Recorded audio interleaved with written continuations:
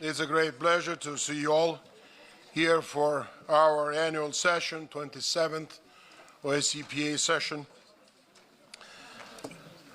It is the second time that Germany hosts our annual session, and I would like to thank the authorities, leadership of the country, and our colleagues, of course, delegation of Germany, the Parliamentary Assembly, led by Doris Barnett, for their great hospitality, generosity.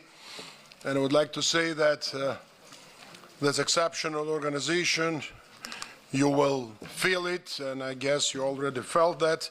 Everything is arranged well, starting with the venues, transportation, of course, rooms, and of course, weather, which is also very important. So thank you, and we had a very good meeting yesterday. Also thanked Mr. Schäuble, President of the Bundestag, for his personal commitments and involvement and engagement in the process. So I think it's already guaranteed for good outcome of our meeting. At the outset, let me use this opportunity to welcome new heads of delegations to the Assembly since our winter meeting. I will start with Ms. Elena Hoxna from Albania, Mr. Reinhard Lopatka from Austria, Ms. Ruta Milute from Lithuania, Mr. Mars de Bartolomeo, the President of the Chamber of Deputies of Luxembourg. Welcome, sir. Mr. Tulebek Mukashev from Kazakhstan, Mr. Etienne Grech from Malta, Mr. Ashraf Bouali from Netherlands, Mr. Sebastian Gonzalez from Spain, Mr. Rasul Berdi Mamedov from Turkmenistan, and Ms. Svetlana from Uzbekistan. So we have new people, and I wish all of you good luck in your activities in our Parliament Assembly. Please note that also that due to the recent departure of Ignacio Sanchez Amor, and you know that Ignacio was appointed very recently, by the way, when he was leader of the mission in Turkey, appointed in the new Spanish government. Also a very important task. He will deal with the territorial issues. And to some extent, it's a loss of our assembly not to have such an energetic, devoted, and very knowledgeable friend here and colleague. But again, it's our strength to have such allies in executive branch, especially now in Spain. And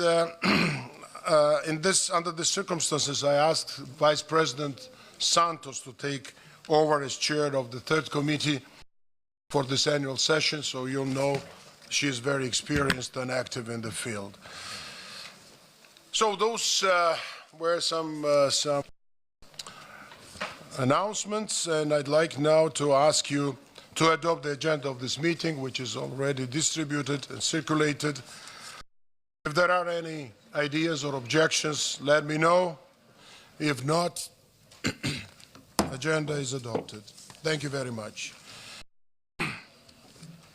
So I'd like also to share with you some practical and procedural matters for it was the 26th previous page, and now it's the 26th, so 27th annual session. Members of the Standing Committee will know the following. For nomination of Assembly officers will be 10 a.m. on Tuesday, 10th of July.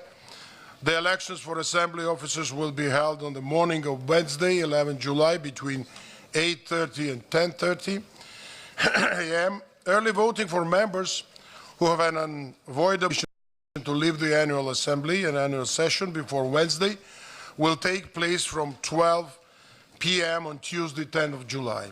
I remind you that must request early voting in writing. So I think information is clear. Now we have ratification of the membership of the three general committees. In accordance with paragraph 2, Rule 36 of the Rules of Procedure, membership of the General Committee shall be ratified by the Standing Committee of the Bureau. All delegations have been reminded of the request of the Standing Committee that the distribution of members between the three General Committees should be as equal as possible. The Secretary General has indicated to me that these rules have been observed and that the Secretariat is distributing voting cards for the three committees in accordance with as division as possible to comply with this. So is the membership of the General Committees agreed to? No objections? Thank you. It's agreed. Now we'll go to another agenda, supplementary items.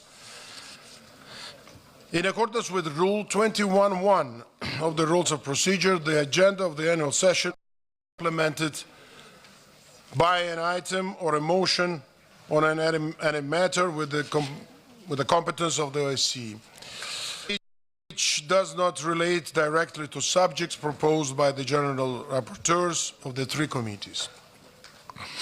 In preparation for our annual International Secretariat has received 16 supplementary items with sufficient support for consideration during this annual. I'd like to thank you, all the delegations who transformed, let's say, their supplementary items in amendments, because it was also our request, and my letter, personal letter, agreed with Secretariat, circulated.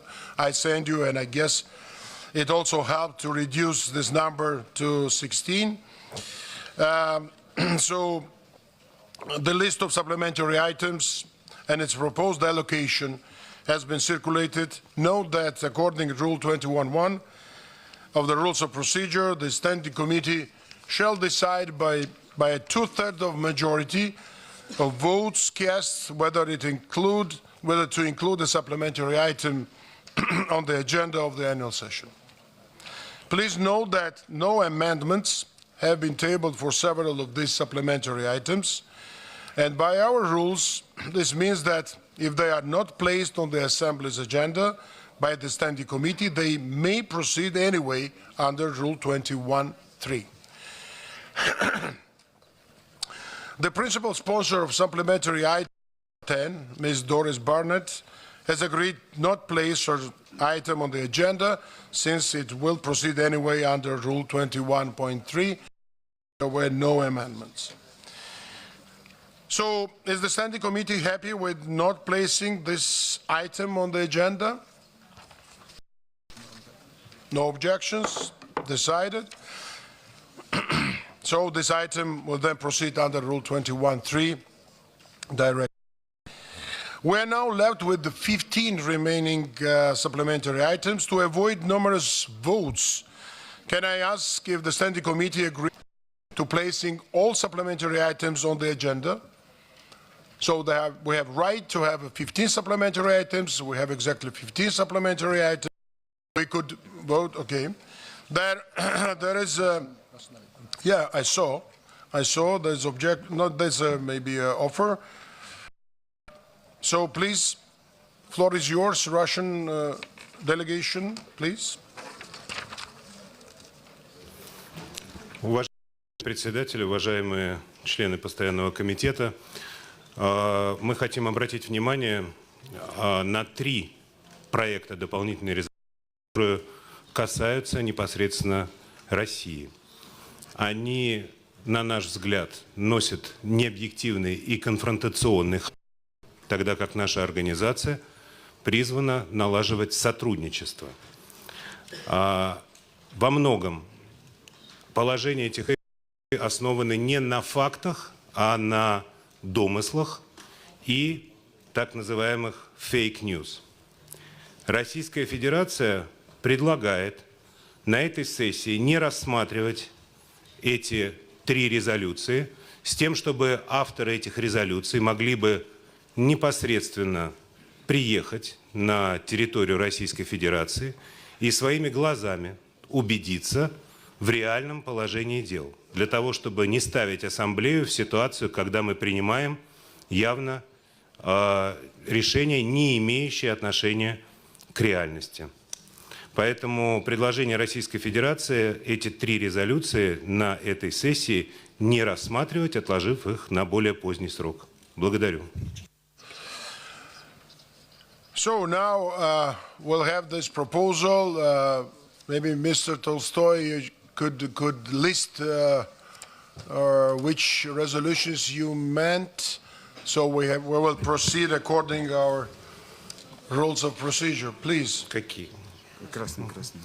Я имею в виду первое нарушение прав человека, основных свобод в Республике Крым, городе Севастополь, предложенные нашим коллегой Артуром Герасимовым. Я имею в виду 6-ю резолюцию нарушения прав человека и основных свобод в Российской Федерации, предложенную госпожой Сегерфельд. Спустя 10 лет после войны августа 2008 года в Грузии, предложенная госпожой Кацарава, Грузия. Еще раз обращаю внимание, что эти 3 резолюции направлены против одной страны, Российской Федерации, в отличие от всех остальных. Спасибо. Now we start the procedure, and then we will vote. Yeah, just a second. We'll move according to the rule.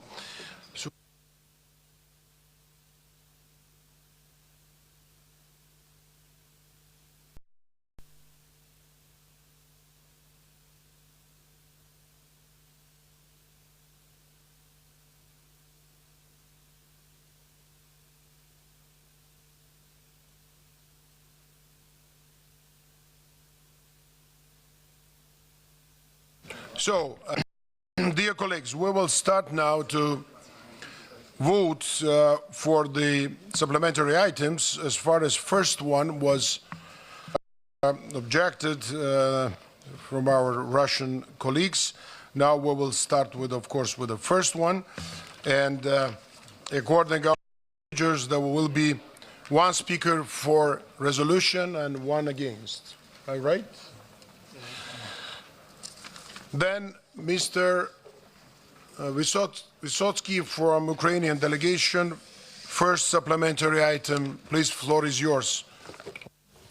Mr. President, thank you. Sorry for that. Just to remind you, 1 minute for explain your position. Thank you, colleagues. Thank you, Mr. President.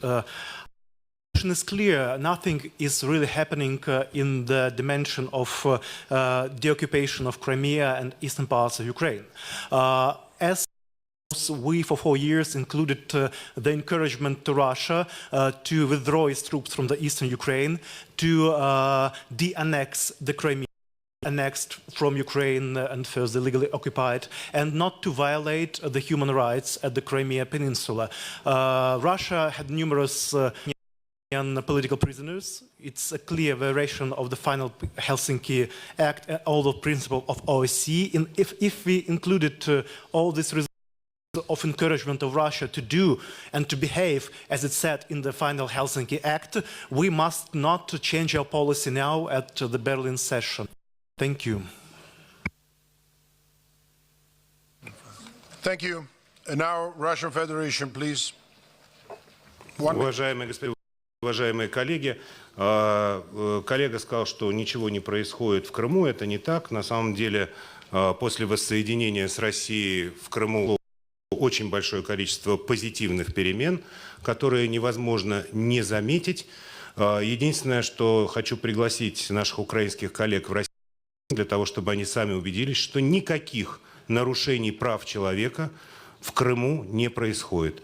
Что же касается постоянного напоминания о неком мифическом возвращении Крыма в состав Украины, то это также нереально, как воссоединение или, наоборот, разъединение Германии на ФРГ и ГДР.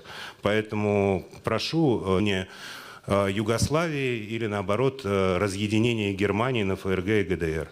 Поэтому прошу эти мифы не воспроизводить. Спасибо. Well, now we'll vote, dear colleagues. Those who is in favor, please. Pardon? The procedure, can you explain the procedure more? Just a second. Who is in favor to include supplementary item to the agenda of the session? I think. Who is in favor? Please raise your hand.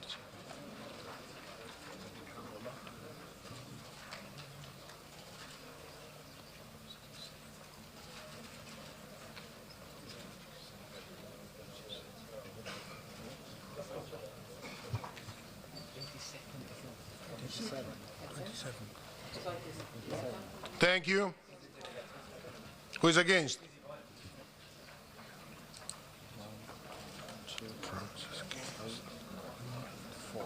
France is against. Apparently it's included. Okay, so we have numbers 27 for, 6 against, so supplementary item is included. So now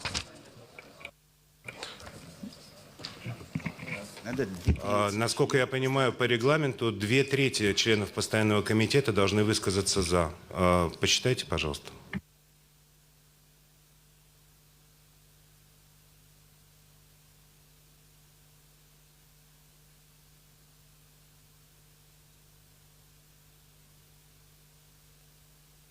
No, it was more than 2/3.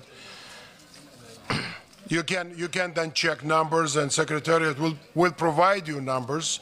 Everything was clear, everything is recorded, so we are honest in that. У нас 57 членов, господин председатель. Sir, you have I'm to sorry, ask we for... have 57 members. Mr. Tolstoy, please. We have here order. You have to raise your hand. Give you word if it's possible. If not, anybody could then push button and speak, and we could not proceed with that. I'm sorry for this.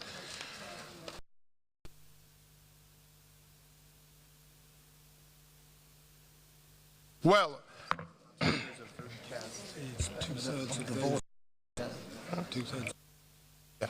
so if you need another clarification for that, rule says that 2/3 who is out of this number, so it was no. What's the rule says? Will now provide. Vote passed, yes. It's the vote. Where is that? Yeah. The standing committee. The standing committee shall decide by a 2/3 majority of the votes cast whether to include the supplementary item on the agenda of the annual session. I said it from the beginning, but I repeated it to be more clear. Now proceed with other supplementary items. So there was no objection for item 2, 3, 4, 5. So we can vote together. Agree? Thank you. So who is in favor to include those items? No, there is no objection. No, okay. We can, no objection. That's right. So it's included. Now, number 6, violations of human rights and fundamental freedoms in the Russian Federation. So I think there was already objection from Russian Federation. Now, Margareta Sederfeld. This could you, yeah, you will speak. Thank you, Mr. President. Thank you, Mr. President. This supplementary item based on facts from Amnesty International, Human Rights Watch. Those are human rights organizations. It's also information from Council of Europe, the Sweden Foreign Ministry, European Union, and I do want to mention that there was a debate last week in the Council of Europe, and they took a paper, accepted a paper very similar to this supplementary item.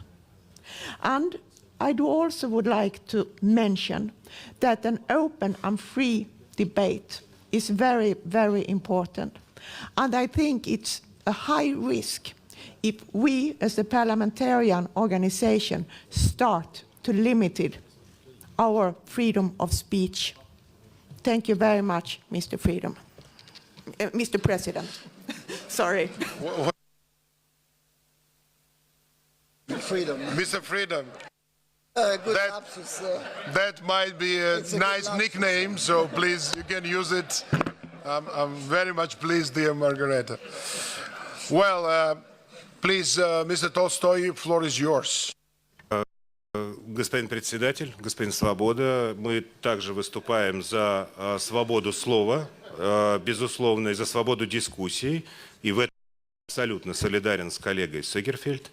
Хочу напомнить, что именно из-за конфронтационной позиции в адрес России российская делегация принимает участие в обсуждении решений и документов Парламентской ассамблеи Совета Европы.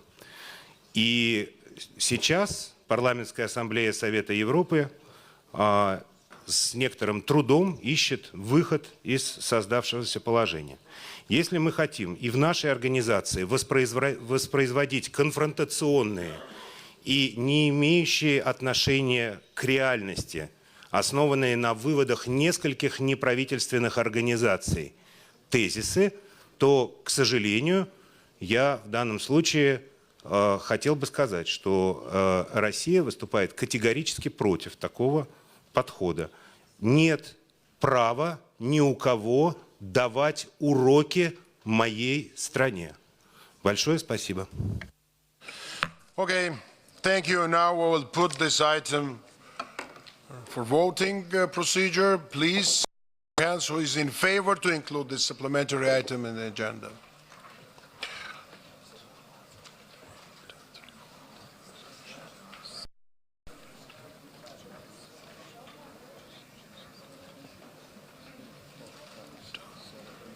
Spain. 1, 2, 3, 4, 5. No, I think Ma scusa, gli americani no? Ah, allora sì. 24. 25. Yeah. Sì, Okay, thank you very much. Now who is against?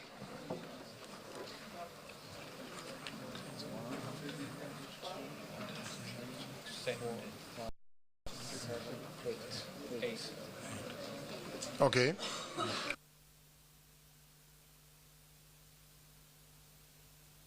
So it was a 25 against 6, 8, 25 to 8.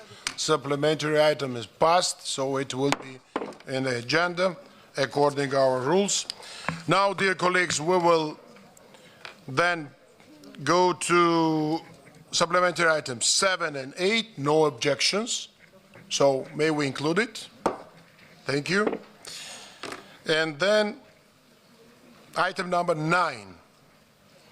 I think Ms. Katsarava will speak for, and then Russian Federation will speak against. Please.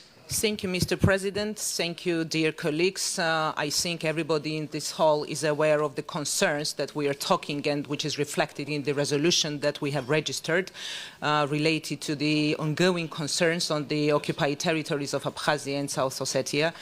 The provisions that we have included in this resolution is not novelty to anybody, and this is not the first time that OSCE Parliamentary Assembly is adopting a similar resolution. The only novelty that we have included in this resolution is the new peace initiative that our government has come up precisely because our response to the ongoing conflict on our territories is through only peaceful means. Therefore, I would like to ask everybody in this room to support our resolution because I think, especially this year, it is important given that we are marking the 10th anniversary of August War of 2008. Thank you very much. Thank you, Ms. Katsarava. Please, Mr. Tolstoy. Уважаемый господин председатель, при всем уважении к моей коллеге госпоже Кацарава, должен сказать, война 2008 года была начата именно Грузией, и это международно признанный факт, от которого отказаться можно. Соответственно, Российская Федерация выступает против этой резолюции, потому что мы считаем внесение излишней конфронтации в нынешнюю ситуацию нужным и избыточным. И, соответственно, мы со своей стороны будем готовить резолюцию под, соответственно, 50 лет спустя, после войны, августа 2008 года, будем ее рассматривать в 2058 году. Спасибо. Let's continue to vote. Please, so supplementary item number 9. Please raise your hands. Who in favor? In favor to include its. 1, 2, 3, 4,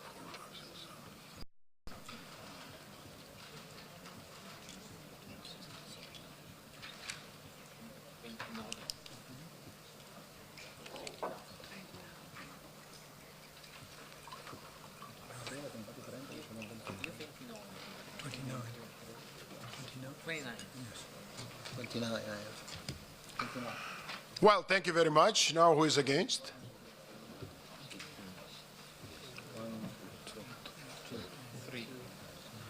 2, in fact. 2. Where's the 3? I couldn't see 3.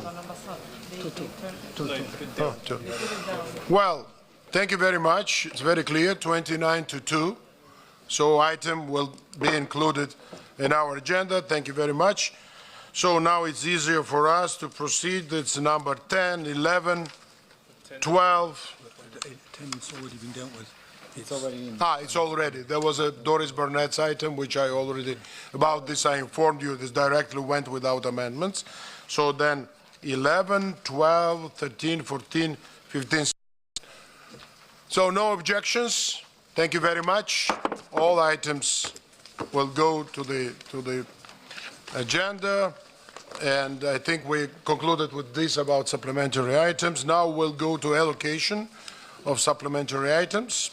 Page 14. Okay, just a second. Now here. So now we'll decide on the allocation of the supplementary items. Again, with Rule 21.1, the Standing Committee shall decide by a majority of the votes cast whether to refer a supplementary item to the committee or submit it to plenary. So the proposal of allocation of supplementary items has been distributed. Are there any objections to the allocation process? Well, no objections, just, Makis, I saw you. Makis Voridis, please. Actually, President, no objection, but I'll just have to make a small remark on supplementary item number 4, preventing and countering terrorism, violent extremism and radicalization that leads to terrorism. Which is, according to the proposal of the Secretariat allocated to the first committee.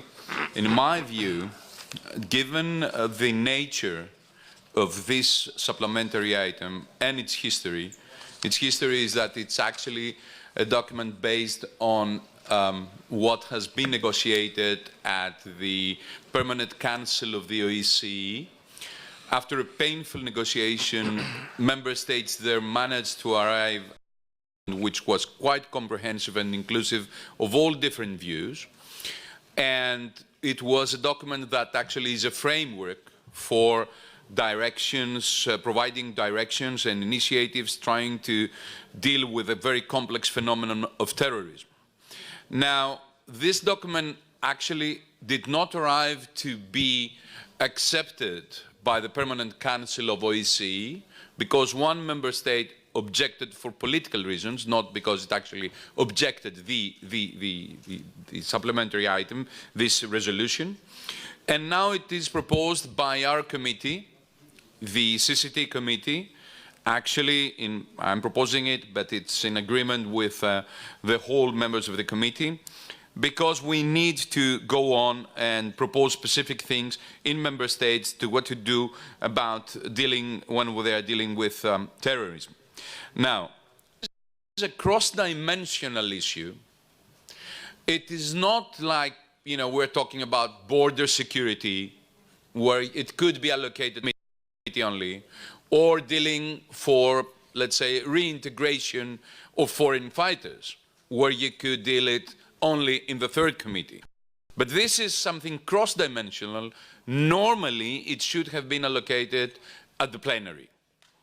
But because I'm personal problem and obligations that I will not be able to support this supplementary item in the plenary during Tuesday and Wednesday. I have to be back because of urgent and unexpected obligations in my parliament. This is the reason that the proposal for the first committee, but not as a matter of principle, but as an exception from what we should normally have done. Thank you, President. Thank you, Makis. I think it was a clarification, not objection, as you said. So I think we discussed it previously, and I think this is decided. Thank you very much for your cooperation, but I'm confident that you will have some time also to present, your work and work of the committee, and of course, this specific supplementary item, which is very important, is important for everybody in the OSCE region and beyond. So we will listen. Also will be, of course, discussion in the committee accordingly. So thank you very much for your cooperation again. And if there are no objections, so allocation is there. We can just adopt it and to move to another topic. Thank you very much. So now we have financial questions and report of the Treasurer of the OSCE Parliamentary Assembly, Ms. Burnett. Once again, Doris, before you start, I'd like to cordially thank you and express, it's my, but of course I think at the end of the session will be more appreciation of your work, your dedicated, I would say, work for the Assembly and all the team in German Bundestag, and also for your great work as a treasurer. Please, floor is yours. Dear Mr. President, dear George, thank you for those kind words. Dear members, dear friends, as Treasurer of the Assembly, I want to start my report here in Berlin by warmly thanking the German Bundestag for the support provided to our organization by hosting this annual session. It was just some special work because we just finished on Thursday our debate about the budget for 2018, and yesterday we started in the Budget Committee our discussion about the budget 2019. So we are just working through, and it's I'm very pleased the German Bundestag and his people are able to host us in such a way that they reorganize the plenary room down there, so we all have our seats. Thank you very much, Professor Rick, your whole team. Thank you. I'm dearly appreciating that. Thank you.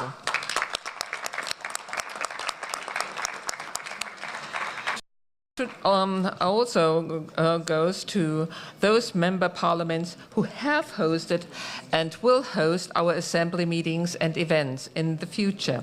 The assembly function in an extremely the assembly functions in an extremely cost-effective way. And we need the continuous support and solidarity of national delegations to ensure that the Assembly can continue its program of activities and meetings. I call on those delegations that have not yet hosted a meeting for the Assembly to do so soon.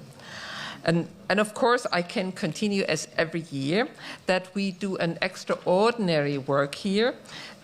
My special thanks goes, of course, to our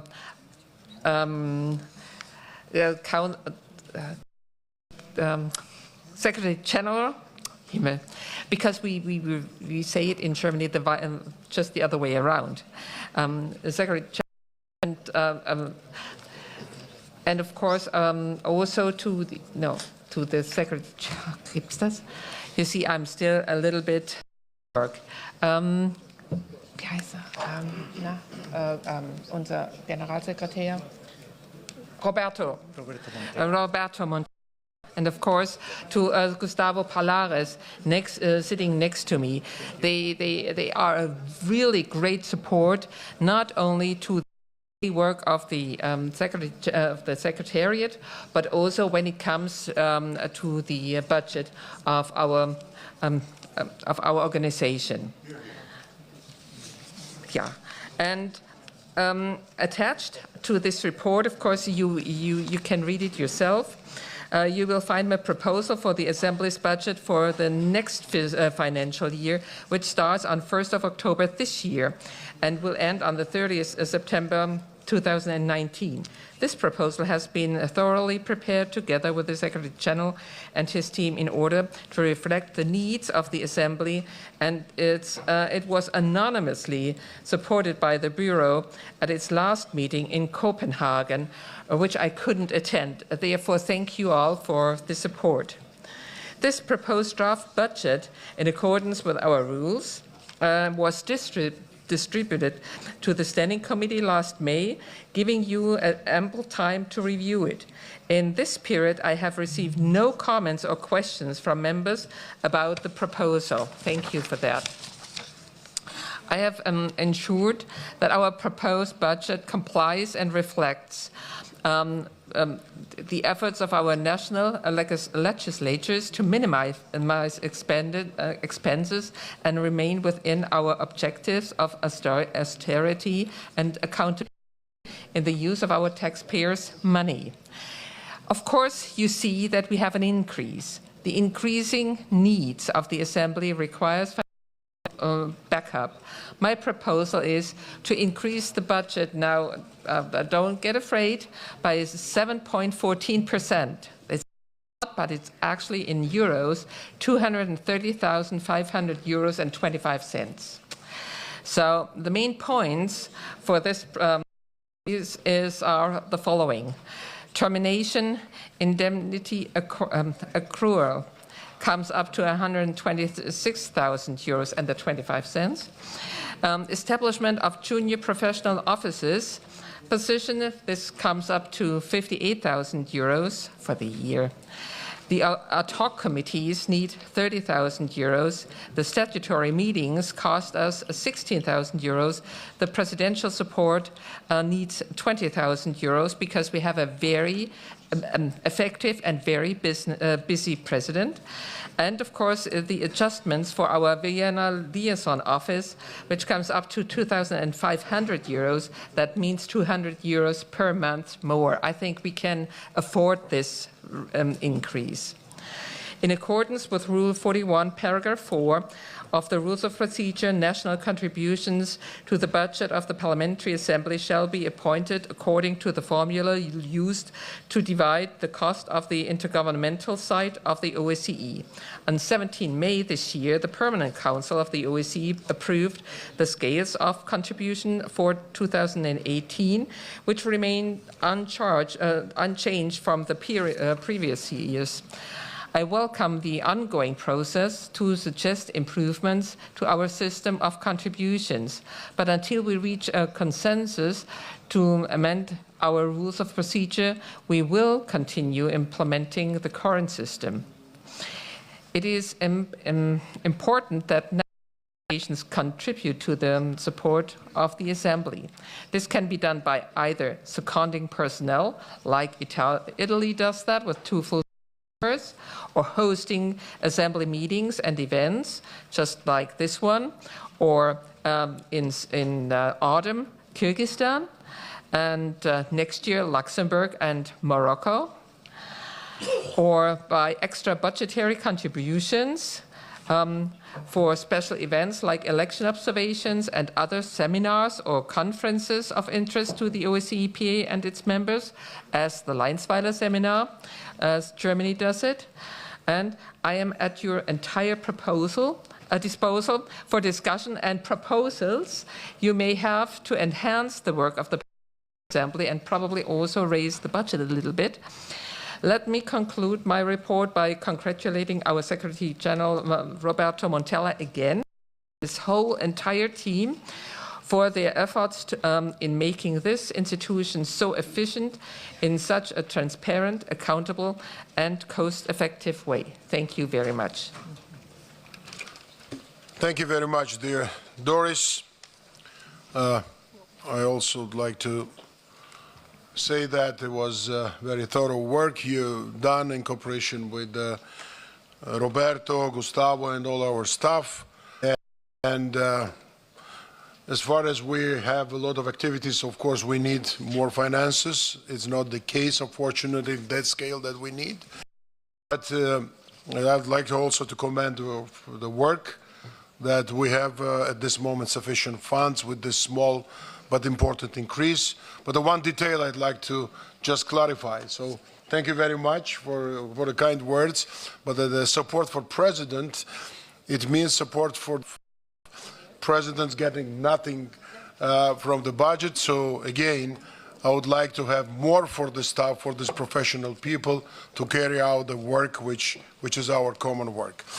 And now we have to approve budget according to our rules.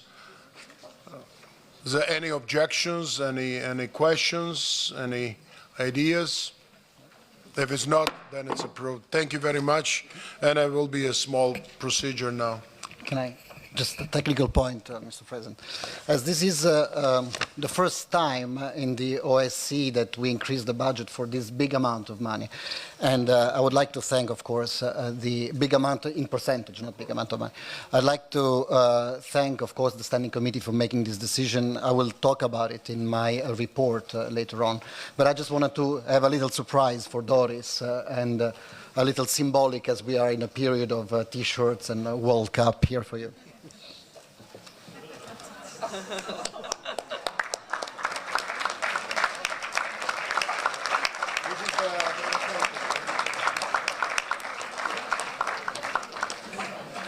So we are implementing some innovative things, and you will see more at the Assembly during our meetings. But it's great and good to have such a fans of football here in the Secretariat, especially as a Secretary General, former soccer player, promoting sports, healthy lifestyle. That's also good. Thank you very much. So we'll now go to another topic. Franz wants to speak. Yeah? Franz. On this topic. Yeah. Oh. C'était une boutade pour parler de la demi-finale de la France.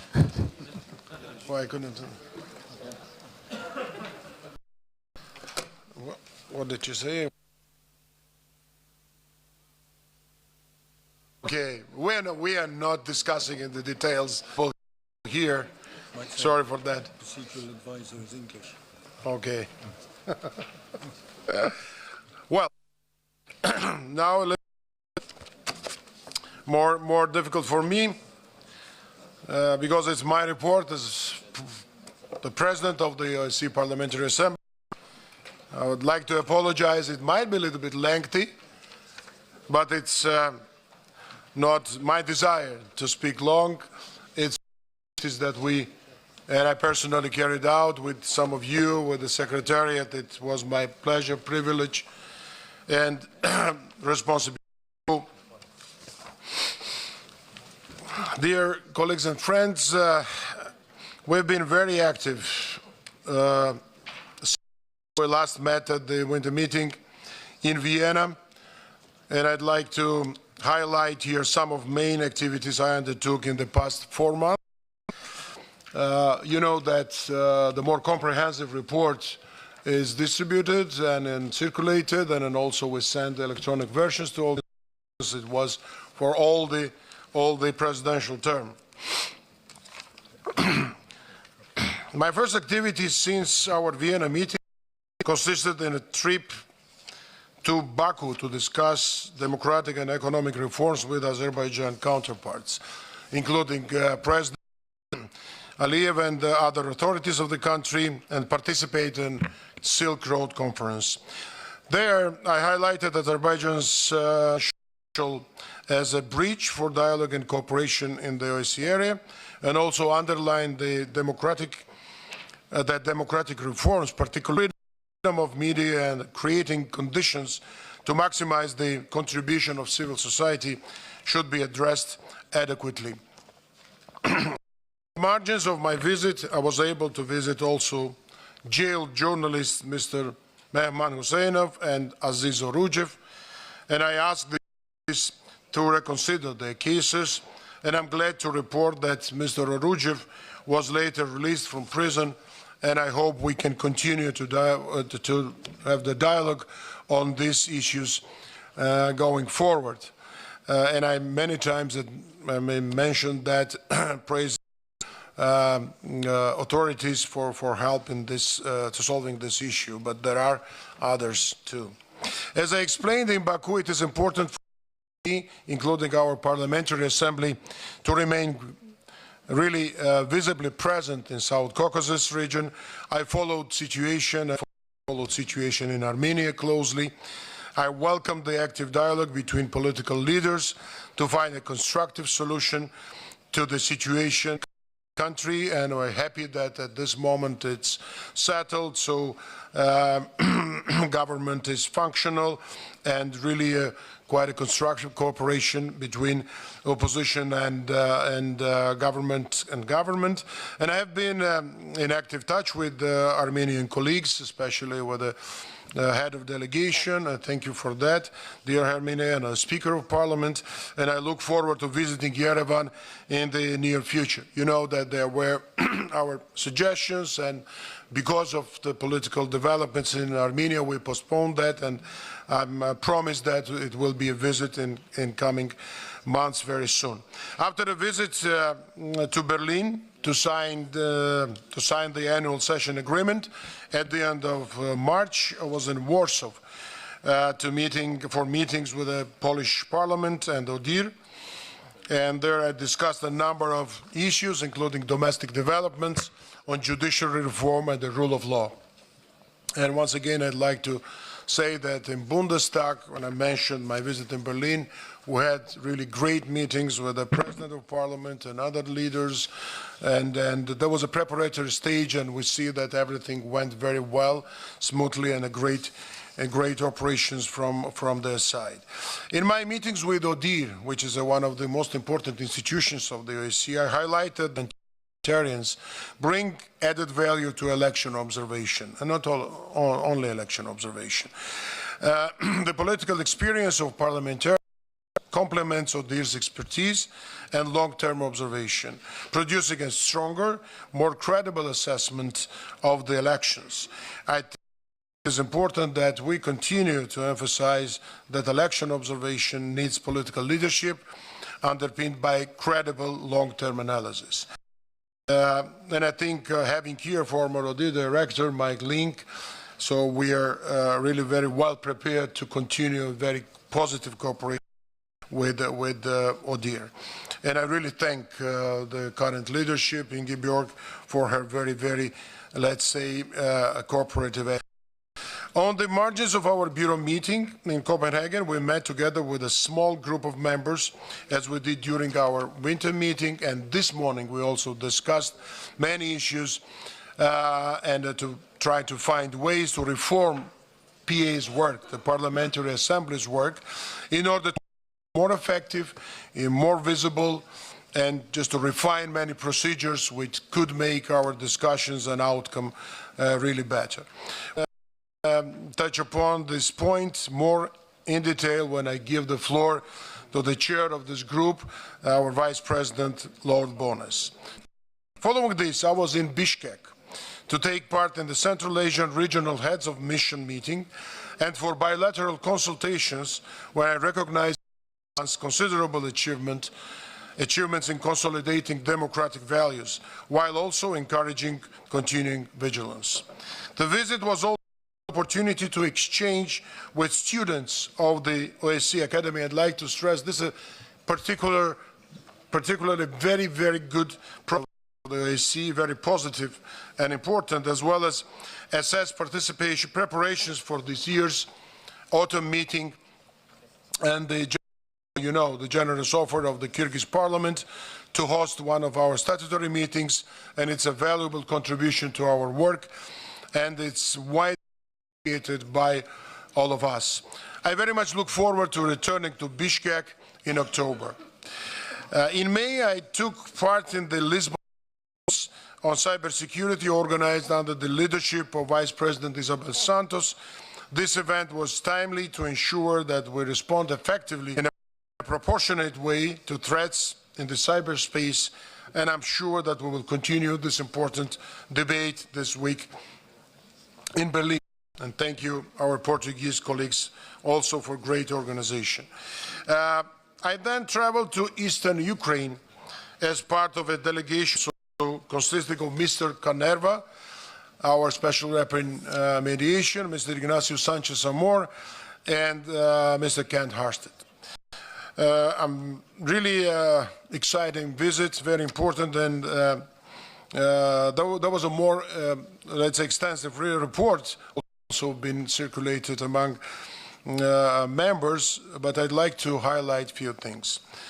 Our delegation traveled to areas close to the front in eastern Ukraine, where we met with internally displaced persons and people living in the conflict zone.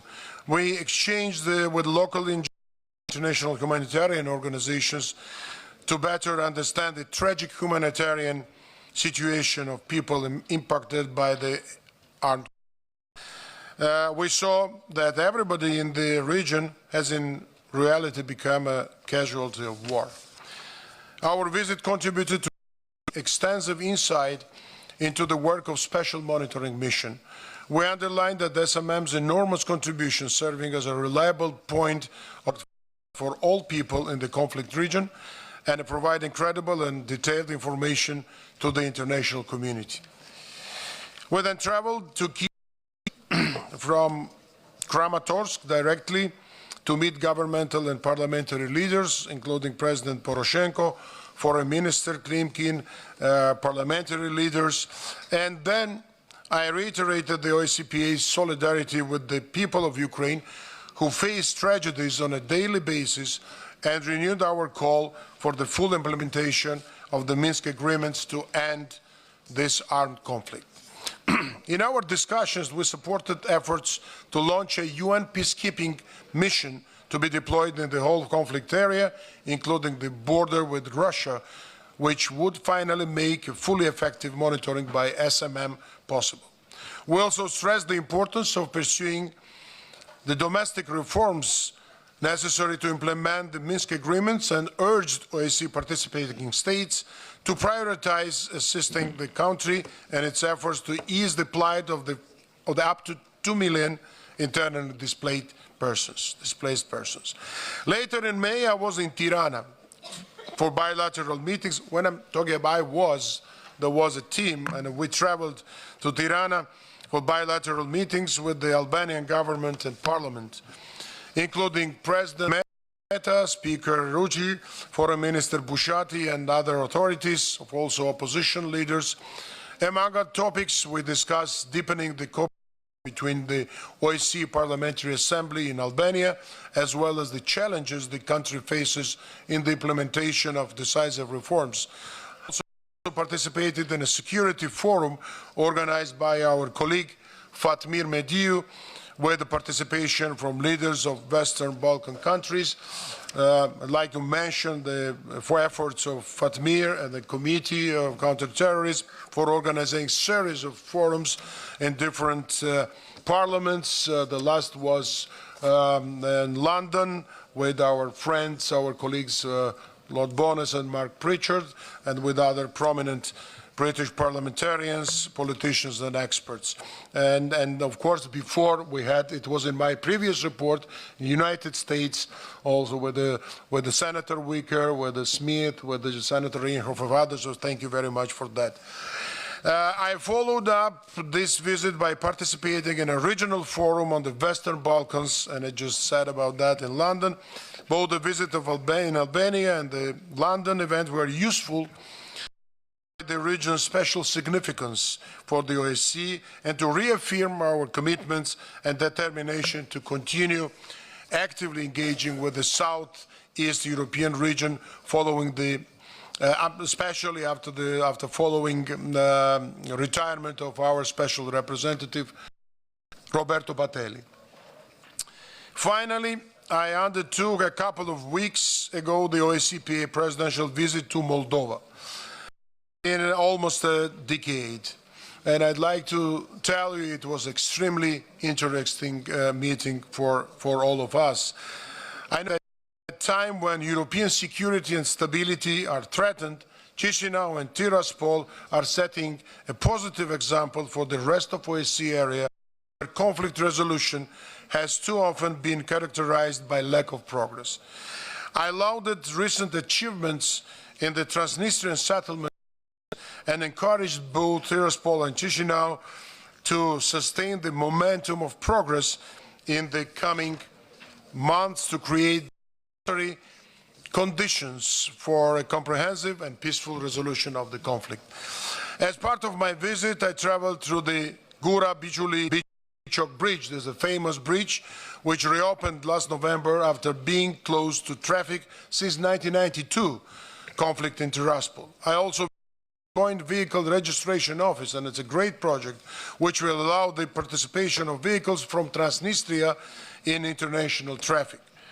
I saw that as a result of recent agreements, people of both sides can already notice tangible improvements to their daily lives.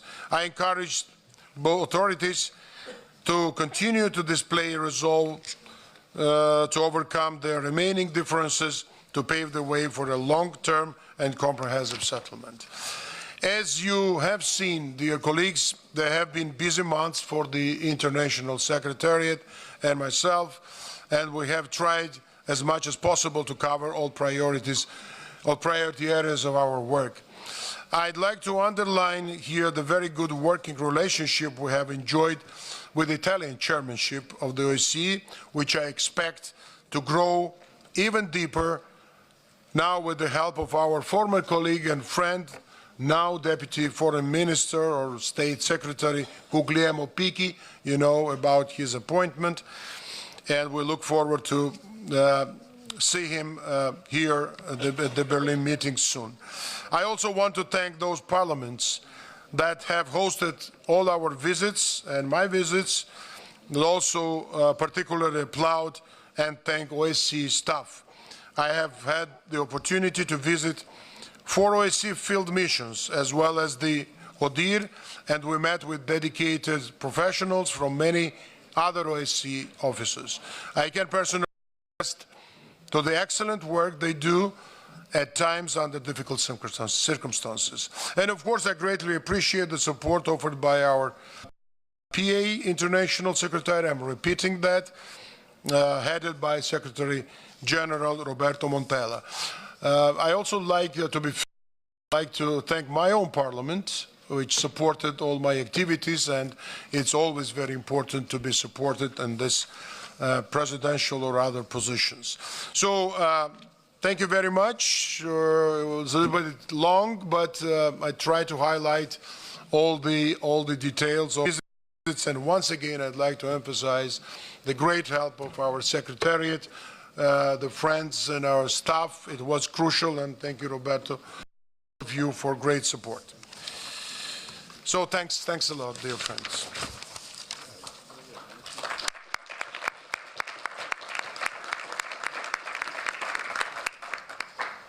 Where's he? Just to welcome also this. He's leaving? No, just to welcome him. It was not in the list. Okay. That's a sort of small reminder. I listed all the new heads of delegations, and one is our friend for a long time and colleague, Mr. Schenger Zalan from Hungary. So happy to have you in capacity here. So now we can open discussion on my report. If there are any questions, I'd like to please, dear Bahar Muradova from Azerbaijan. Спасибо. Уважаемые члены Постоянного совета, уважаемый господин Теретьеви, позвольте поблагодарить вас за отчет о вашей деятельности и, конечно, и за добрые слова в адрес моей страны. За сравнительно небольшой период вы проделали колоссальную работу. В докладе прослеживается, что одним из направлений вашей деятельности является стремление усовершенствовать координацию между ОБСЕ, в частности, с БДИПЧ. Напомню, что на заседаниях Ассамблеи наши коллеги неоднократно аргументированно видение путей обновления сотрудничества. Надеемся, что и новое руководство БДИПЧ приложит усилия, чтобы навести порядок в плане содействия дальнейшему плодотворному диалогу не только в своих рядах, но и с парламентскими представителями государств-участников. Важно перевести деятельность организации в целом на коллективно согласованные правила работы, что объективно будут способствовать повышению ее эффективности, включая использование новых механизмов во благо всех. Хочу поблагодарить вас за то, что вы были преисполнены решимости расширять и укреплять диалог в отношении событий, связанных со всеми аспектами безопасности в регионе ОБСЕ, за то, что вы направляете свою деятельность не только на разрешение различных проблемных вопросов, тем самым оказывая поддержку тех, чьи права нарушаются. Мы все еще продолжаем наблюдать трагические последствия конфликтов, и, как не раз отмечалось, мы парламентарии одними из первых выступать против нарушений прав человека в этих зонах. К сожалению, вопреки нашему желанию предотвратить это, в ОБСЕ растет озабоченность из-за растущей религиозной и этнической дискриминации и нетерпимости. Эти и многие другие проблемы, которые обсуждались с представителями посещаемых вами стран, а затем отразили в докладе, с каждым днем все больше волнуют нас. Надеюсь, у нас будет возможность больше сфокусироваться на них. Скорее всего, в этом направлении должны быть предприняты более серьезные шаги в соответствии с всеобъемлющей концепцией безопасности ОБСЕ. Ведь в настоящее время это один из самых обсуждаемых вопросов различных структур нашей организации. Вы не раз посещали Азербайджан, в частности, отмечу ваш последний визит, и сами знаете, что мы страна, которая дает большое значение мультикультурализму и межконфессиональному диалогу. Готова поделиться своим позитивным опытом с ОБСЕ и ее государственными участниками, как мы это делаем с другими организациями, в том числе ООН. Тем более, что мы придаем больше развитию диалога и сотрудничества с парламентской ассамблеей ОБСЕ, деятельность которой отлична в плане многогранности возможностей сотрудничества и безопасности. Мы стараемся все более активно участвовать в работе парламентской ассамблеи и способствовать достижению общих целей. Знаем, что координация и сотрудничество между парламентской ассамблеей и ОБСЕ должны быть доработаны, и решения, принимаемые в рамках Ассамблеи, в полной мере приниматься во внимание государственными участниками и исполнительными структурами ОБСЕ. Позвольте пожелать вам и нашей организации успехов в этой тяжелой, но почетной работе. Еще раз спасибо за вашу деятельность за прошедший период. Спасибо за внимание. Thank you very much, dear Bahar, for the kind words, and be sure that our desire to continue constructive work. There's a spirit and essence of this organization. So there might be critical issues, but we could overcome with our and work and understanding. So I appreciate that you also told your colleagues about this, and with Odir suggested, and we are on that track to have very close cooperation, but also we think that Parliamentary Assembly should be good and should be the good partner for the ODIHR, and I think this is our understanding of. We have no other problems to work together, and that's important for the process. Mark Pritchard, head of British delegation, and then Fatmir Mediu from Albania, and then Ukraine, and then US. Mr. President, I want to say thank you because it's not easy to balance parliamentary duties with the role of president of a very large and disparate organisation, albeit united. And to balance family life, parliamentary life, and all the commitments and travel commitments that you've made has not been easy. And I'm sure all of us as parliamentarians will know there would have been an element of personal sacrifice. So I just want to say from the UK delegation, thank you very much indeed, and indeed to the Secretary-General and to the team that supported you. But in particular, when you spoke about your very comprehensive itinerary and extensive travel, which is very much needed as President, what stuck out to me was the United Nations visit, US visit. And I think in a time where a lot of the issues that we're discussing aren't just regional issues, aren't just OSCE, but are international and global issues, which have a domino effect so often and a cumulative effect on other parts of the world, I think it's important to engage with the United Nations and with the United States. And it's good that the US Congress has sent so many people here to Berlin. Can I just encourage you, Mr. President, hopefully to continue in that role and continue to reach out to the United States and remain in a country that's seeking to leave the European Union, or albeit not leave Europe. Can I also encourage you to not forget London on your visits to the United States? It is a very good hub, Heathrow, en route to Washington and New York. Thank you. Thank you very much, Mark, for your support, and thank you for your active position, your devotion. But of course, I've been in London just ago. I couldn't say that Heathrow was the best place. It's a very good airport, but there are other better places in England and in London, so we can visit those places together. Who was the please, Fatmir? Mr. President, it seems that Mark Pritchard didn't have enough time with us in London, wants us back, but you know, we promised that we might get back soon.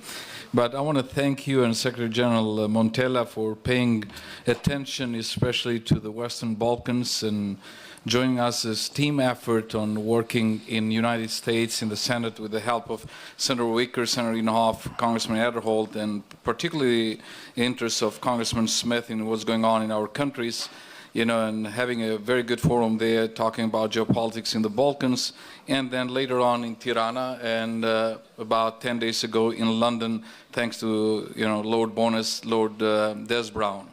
I really want to thank for all your engagement, and especially speaking out about some of the that we have in our own countries, because it's important not just to have the visits, cordial visit, but also to see what are the internal problems and how you can be of help position as the President of OSCE Parliamentary Assembly, but also in the future work of OSCE field missions and OSCE Parliamentary Assembly.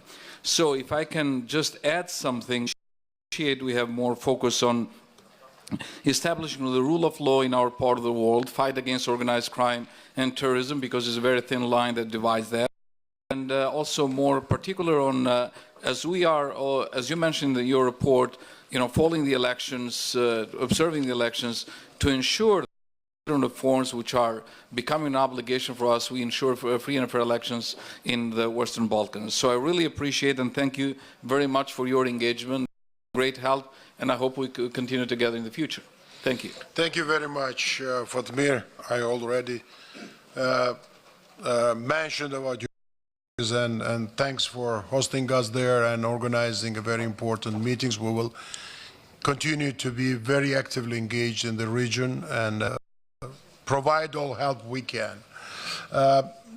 Please, Ukrainian delegation, and then US, and I think no more requests from the floor. Thank you. Thank you, Mr. President. On behalf of Ukraine and Ukrainian delegation, I would like to thank you for your observing the situation on the Donbass.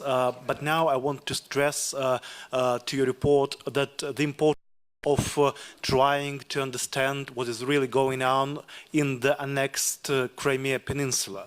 As you know, we are encouraging and we're pressing of allowing the OSCE monitoring mission not only to the Donbass and occupied areas on Donbass, but to Crimea. In fact, in We have numerous cases of Ukrainian political prisoners that are now detained in Crimea or in Russian Siberia. Oleg Sentsov is now on hunger strike for more than 50 days. Vladimir Baluch, another political prisoner, is on hunger strikes more than days. A week ago, Ombudsman, the representative for human rights from the Parliament of Ukraine, Lyudmila Denisova, tried to Sentsov and other prisoners, but she wasn't allowed by the Russian government to enter the detaining centers and the jails. I want to stress your attention of importance of the OSCE role in monitoring the situation with human rights in Crimea, going on in these jails with Ukrainian, Crimean Tatars and other nationalities. Thank you. Thank you very much. Human rights, of course, will be one of the core issue and ground of our activities in coming months, and we'll cooperate with you closely on those issues. Mr. Smith. Thank you, Mr. President. And first of all, our distinguished colleague from the UK, I think, said it best and kind of beat our delegation to the punch in thanking you for your robust, very aggressive, energetic. I don't know where you get the time, and we are all, I think, very appreciative of your work, your 2 trips to the Ukraine. It had to have been a great boost to the special monitoring mission that you came, you listened, and then reported back to all of us as to what you saw and your delegation. That was a real boost to them, because obviously all as we're after is peace and reconciliation, and I think you've walked point on that, so I am very, very grateful. Are. I want to thank you for your unequivocal support for my work as the Special Representative for Human Trafficking. This has been a very, very challenging year. I'll get into it when I do my report, but you have been totally and steadfastly supportive of those efforts. You're always welcome when you come to Washington and when you come to the United States. We're very grateful. And again, I want to thank you for all your great work, and please keep up. Thank you, Mr. Smith, dear Chris. Really appreciate your activities, your support. I will continue in that way with the Vice President Wicker, other members, Helsinki Commission, and all our American friends. There was also one from Switzerland can speak under item 6. Item 6. Okay, Russian, please, Russian. Mr. Tolstoy, please. Большое спасибо, господин председатель, за ваш подробный доклад и за проделанную работу. Хотел задать вопрос.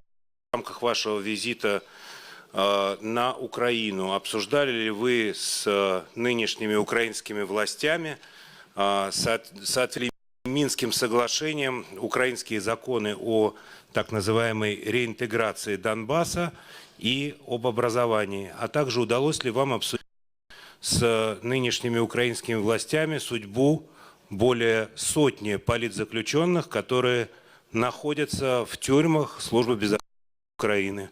Спасибо большое. Thank you very much.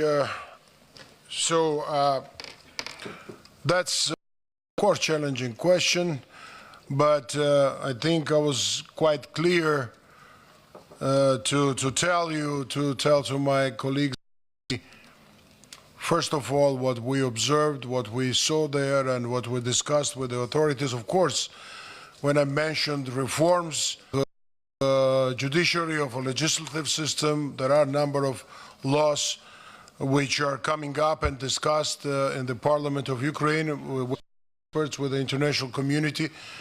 It could be something which is not in favor of Russian Federation, of other countries, but many other things which are unfortunately not in favor of Ukraine, of international community. What's happening there in Donbas, in places.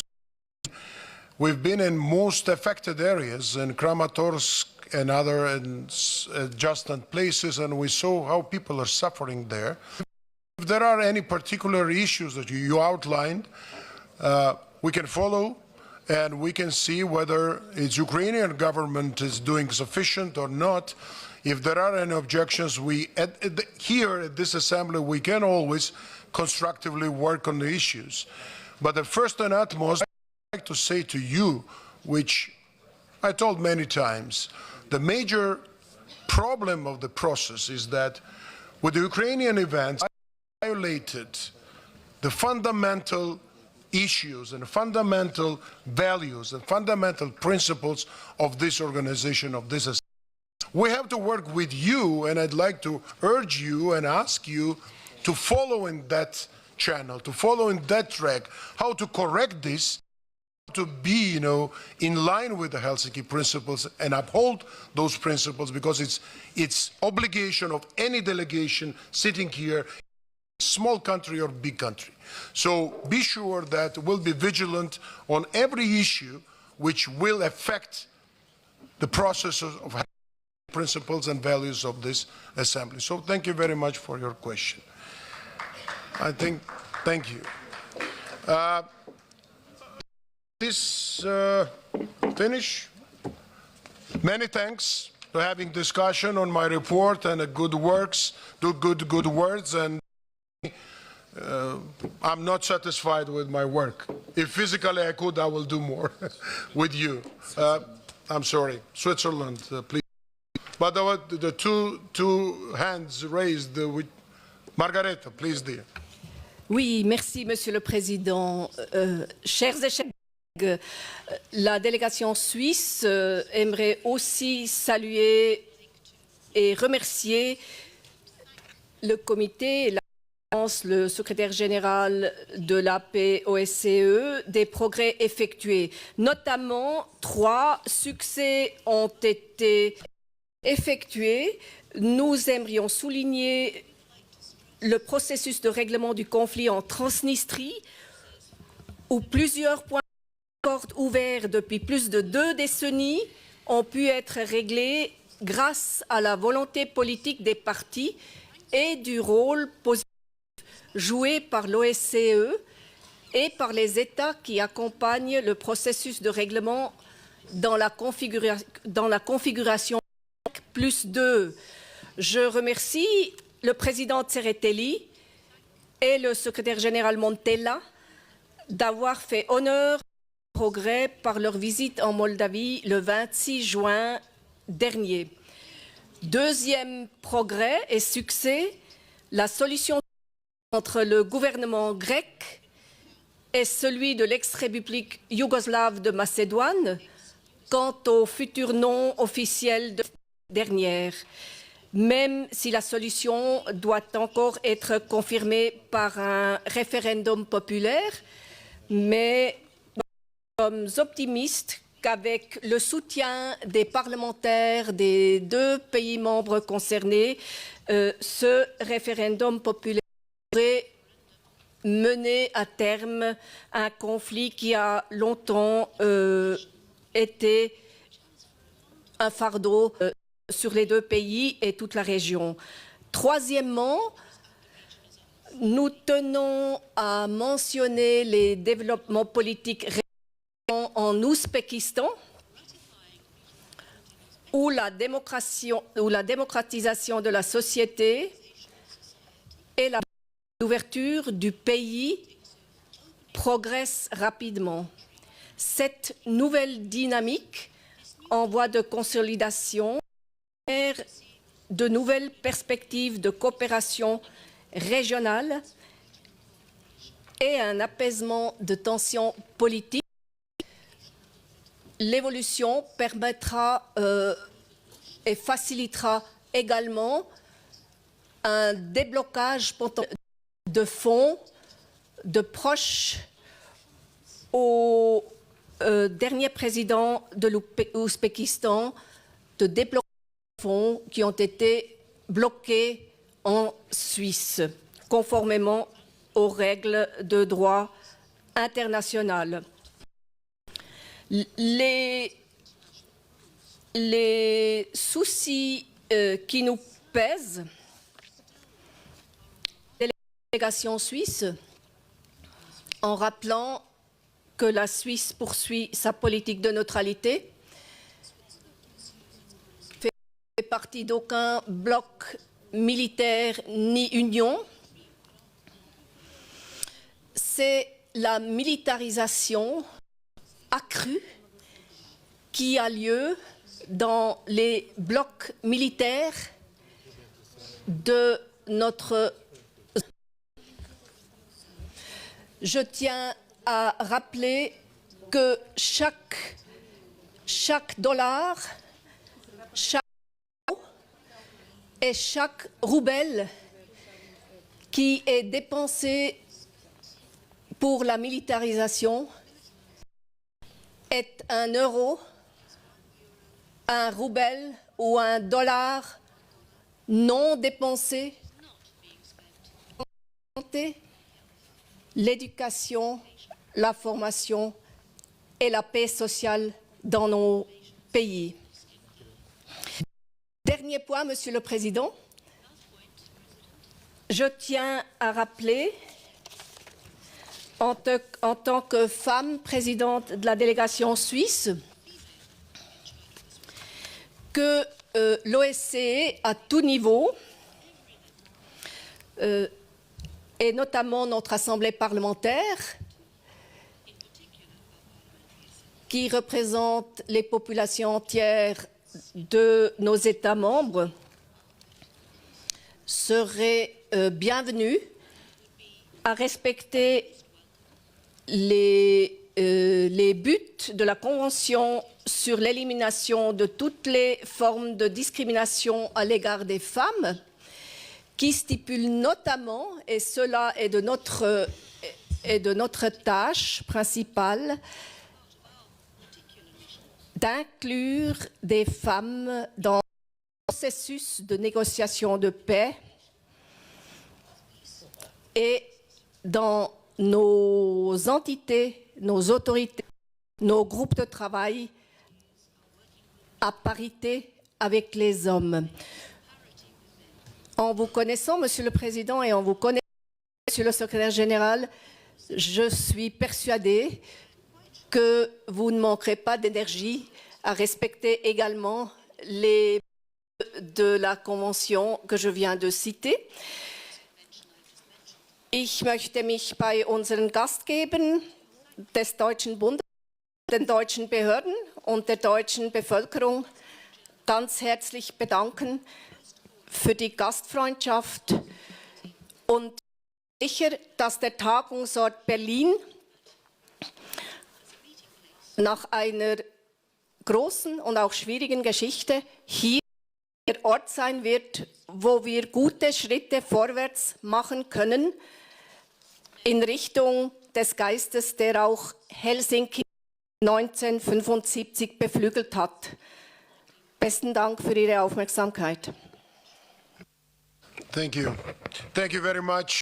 Margareta was, I think, a last speaker of that topic, and thank you for your very thoughtful remarks on several. I'd like to respond to one issue, which is gender equality and participation of women. You will see in coming, let's say, months that we will accelerate work in that direction, and we're already doing, some steps just to analyze who led the, let's say, observation missions in different countries. You will see that there are more women. There were more women on the positions in the assembly. It's a very good sign, and we will continue that. And especially, I'd like to thank you for your very good cooperation and an input of Swiss delegation. There's Filippo Lombardi, you and others, and it's very helpful to have you, and it's a great value to have you here. Thank you very much. So, we will conclude now this section of our agenda, and now move to the different reports of the OSCE and the other PA activities. But before we'll move to that point, I would invite you to consider the proposal put by Vice President Victor Dobre to amend Rule 45.1 on rules of procedure. And I'd like to give floor to Victor, if he's here. Oh, yeah. Okay. Please, dear, fortunately did not see you. And Victor is here. Please, floor is yours. Small. Thank you very much. Dear President, distinguished colleagues, As you probably know, the OSCE Parliamentary Assembly has since 1993 the observer status to the Parliamentary Assembly of Black Sea Economic Cooperation.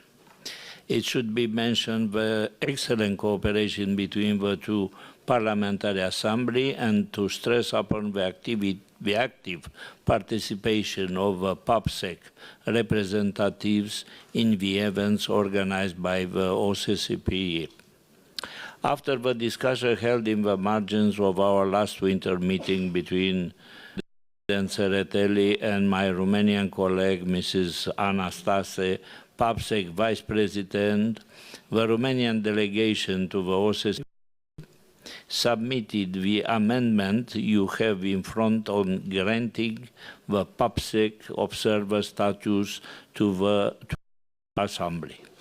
This amendment, shaped in line with our rules of procedure, received support of several important delegations of our Parliamentary Assembly, some of them that are no members in PAPSEC, which underlines the importance of such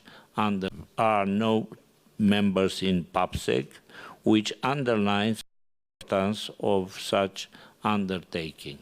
Thank you very much, and I hope that you vote for this amendment. Okay, thank you very much. I mean, they're very clear.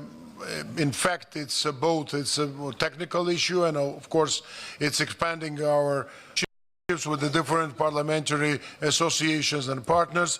And we are members, yeah, we are observers in the PAPSEC. And now there's a matter of, as I said, reciprocity also to give them this right to be observers according to our rules. So I think it's clear, and I don't see that anybody is objecting this issue. Then it's adopted, and accordingly we will amend the rule as it was described here. So,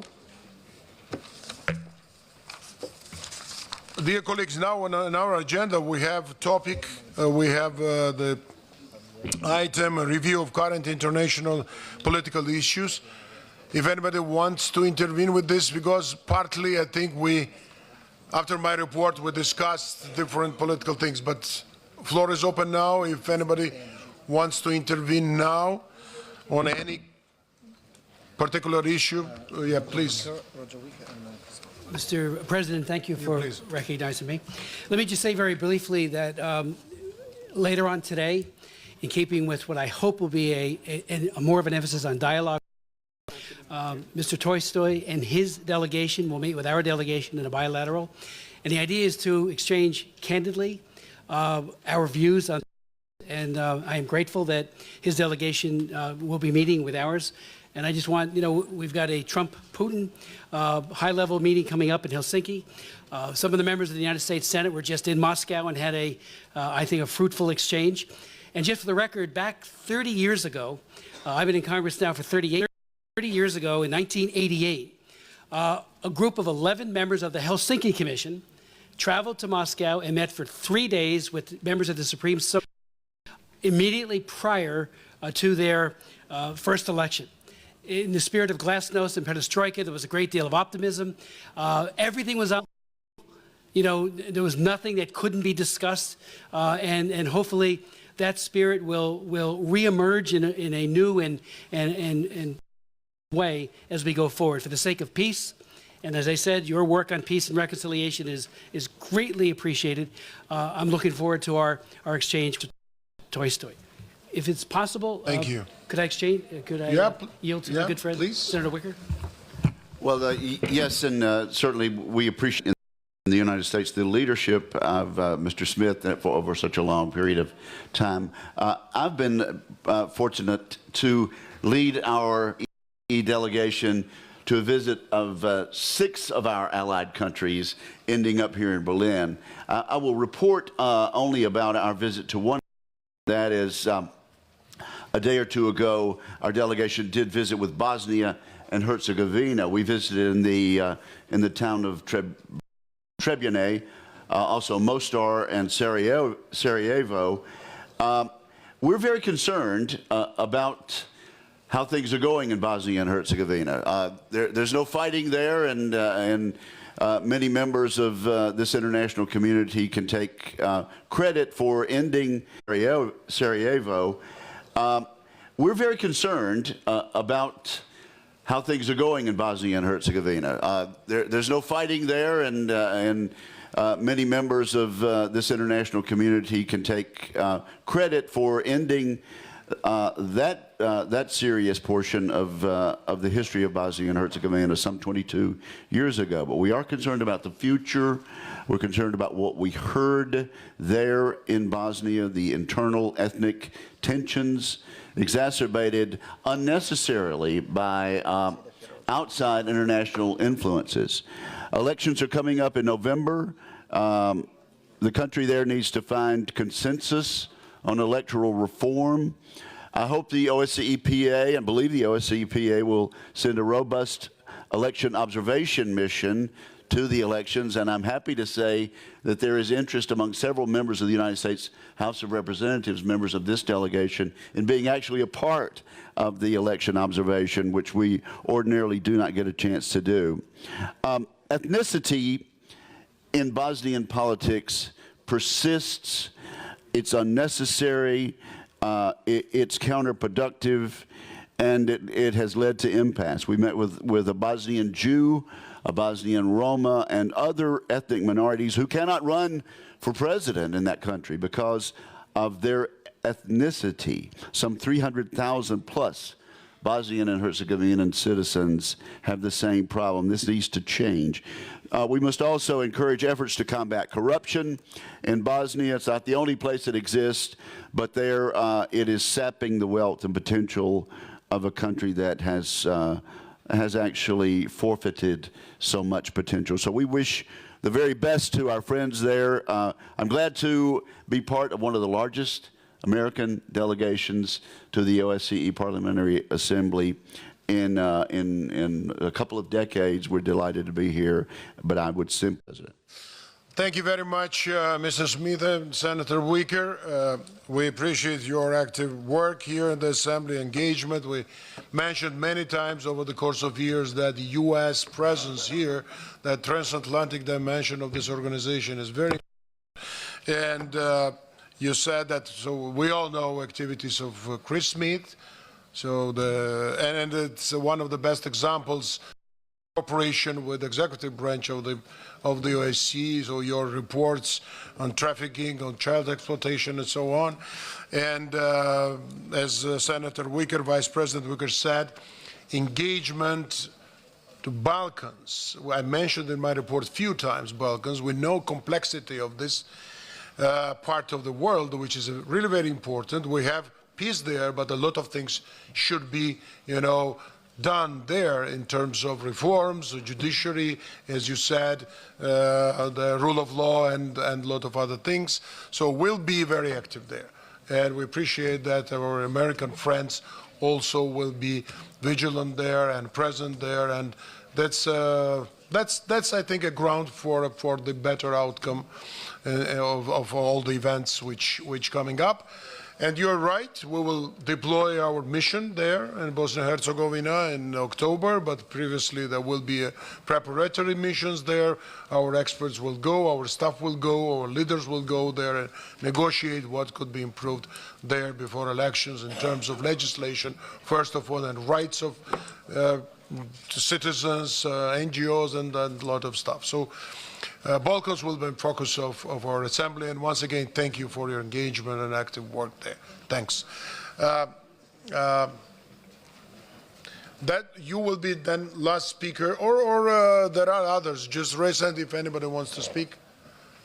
Then please, Armenia Nagdalyan, head of delegation, and then we will conclude this part of our agenda. Mr. President, dear colleagues, first of all, I want to extend my thanks to the host country and our German colleagues for their hospitality and the excellent organization of the event. Also, I would like to thank the Parliamentary Assembly President, Mr. Tseriteli, to Doris Barnett for their comprehensive reports. I would like to briefly introduce the Standing Committee with the recent democratic developments in Armenia. After mass demonstrations, Prime Minister took a decision to resign, and on May 8, the National Assembly elected the opposition leader Nikol Pashinyan as the new Prime Minister of the country. This development was preceded by popular movement, during which the government of Armenia and law enforcement agencies undertook all measures to ensure full realization by the citizens of their political and civil rights and fundamental freedoms, and meantime protect law and order. During that turbulent times, the parliamentarians from both opposition and ruling parties took necessary steps to ensure the inner solidarity and stayed faithful to the adopted principles and ideas. Its vivid evidence was the settlement of the situation through peaceful and constitutional means. And I want to stress that developments clearly demonstrate that the policies that took place during the last 10 years, governmental reforms to strengthen democracy and civil society and media freedom and promote political pluralism were successful. It is symbolic that these developments took place during the time when the country was celebrating the 100th anniversary of the first independent Armenian Republic. All political forces will gain from democratic changes in Armenia. I trust you give full credit to my assessment, bearing in mind that currently, after these events, the Republican Party of Armenia, which I represent, is in opposition. We highly appreciate the impartial and balanced attitude of our international partners, the OSCE Parliamentary Assembly, and President Mr. Tseriteli for his support. We consider that these recent events in Armenia clearly demonstrate the positive dynamics of the democratic development in our country. I want to emphasize once again that there was no geopolitical context in the political developments in Armenia. It was domestic political change which moved Armenia towards strengthening of institutions, human rights, and the rule of law. I would like to especially stress consensus in our society on foreign policy priorities and peaceful resolution of Nagorno-Karabakh conflict. The Armenian people stayed united in achieving their national aspiration.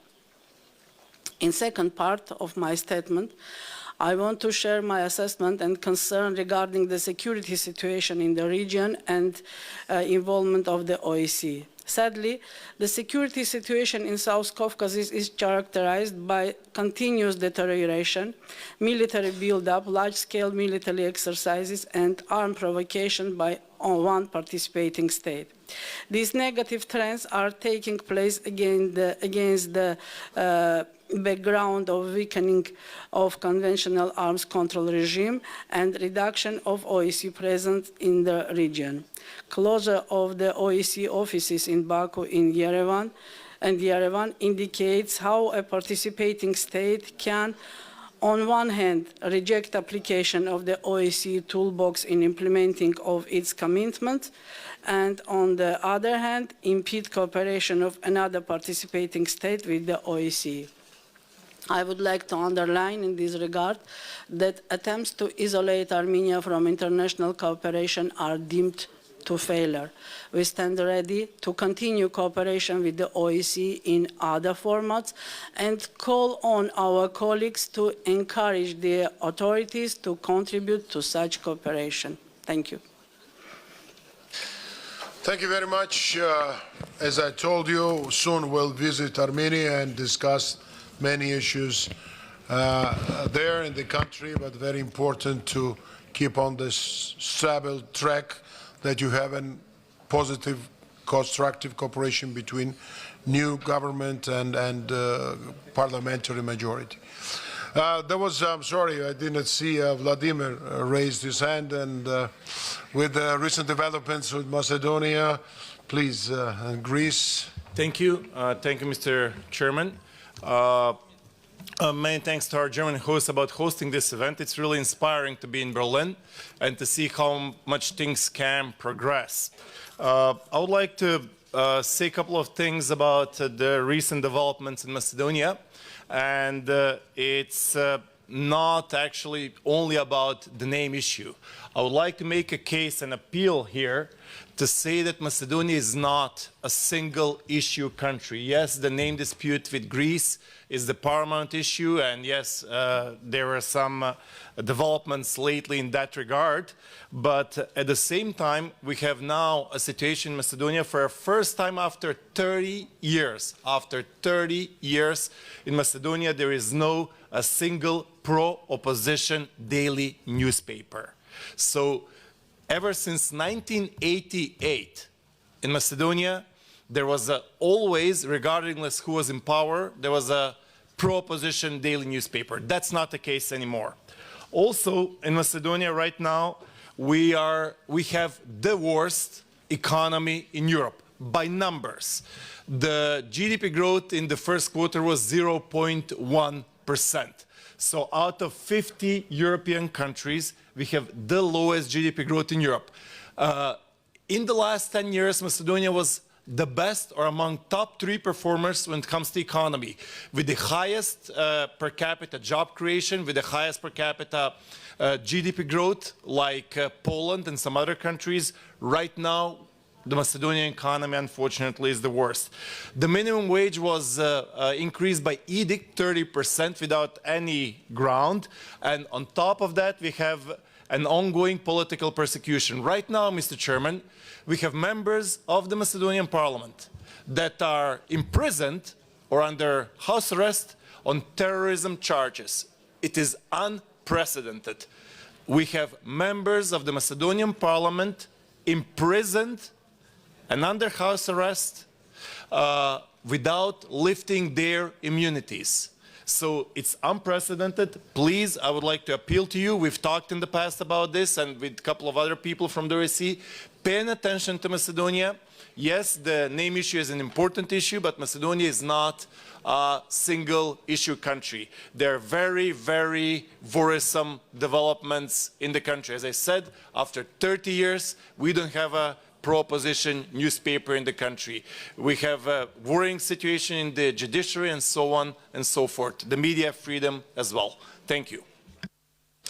Thank you, Vladimir, sharing with us this not very pleasant information. But as I told you, all will be active in Balkans in coming months, and I think we will address all the issues and also meet maybe leaders in Macedonia to discuss those problems. Thank you very much. With this, I'd like to conclude this part of our agenda. Thank you very much for your active engagement. And now we will move to another section, reports and information on activities of the OSCE Parliamentary Assembly. There will be ad hoc committees and special representatives reports. We did not set any time limits, but it doesn't mean that it's unlimited. Of course, I'd like to ask you all to shorten your presentation as possible, as short as possible, to keep them as short as possible. So we'll start with election observation missions. And I'd like to say that we had 4 election observation missions since our winter meeting, and at least 3 of them quite complex and sensitive and not easy to carry out the work of leadership there, and I'd like to thank all observers. So it's Italy, Russian Federation, Azerbaijan, and Turkey. So I would ask Margareta Zederfeld, head of OSCE delegation for limited observation mission in Italy, to share shortly with her impressions. Thank you, Mr. President. The election in Turkey, it was a parliamentary election, the 4th of March. And we were the only international observer group who observed the election. ODIHR were there with a small expert team.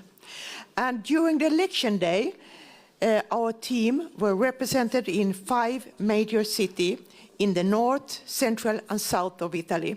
And we observed totally 190 polling stations.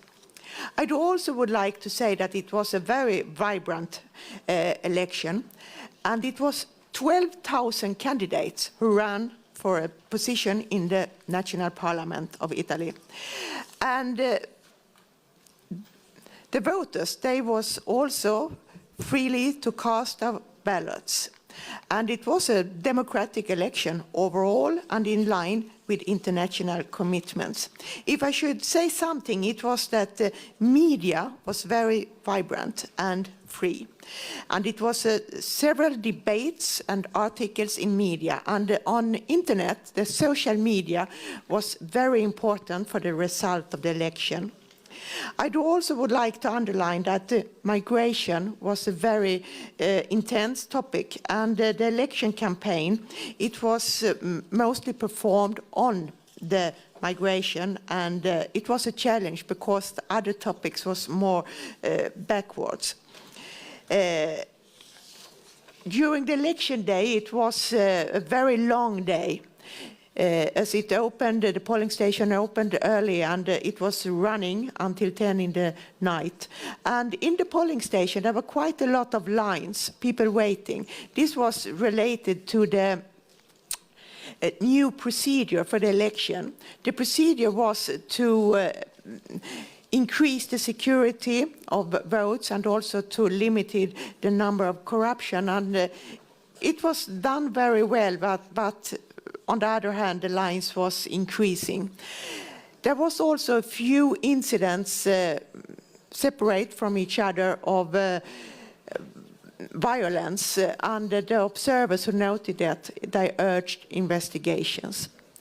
But it was an overall well-performed election, and I would like to finally to thank Italy, the Italian government and the Italian people for their hospitality and warm welcome we received during the mission. Thank you, Mr. President. Thank you very much, Margareta. So we also gained from not only Italian people, but we too, pick his position as a minister and chairman in office. Now I'm a representative. He will be tomorrow with us. Now, was any comments? I don't think that you will have comments on Italian elections. Now I'd like to ask Mike Link, our distinguished colleague and friend, was special coordinator and leader of short-term observer mission in Russia. Please, dear Mike. Thank you very much, and our Mr. host President. here. And thank you very much, of course, to all of you coming here. It's great to be back in the OSCE EPA, also for me.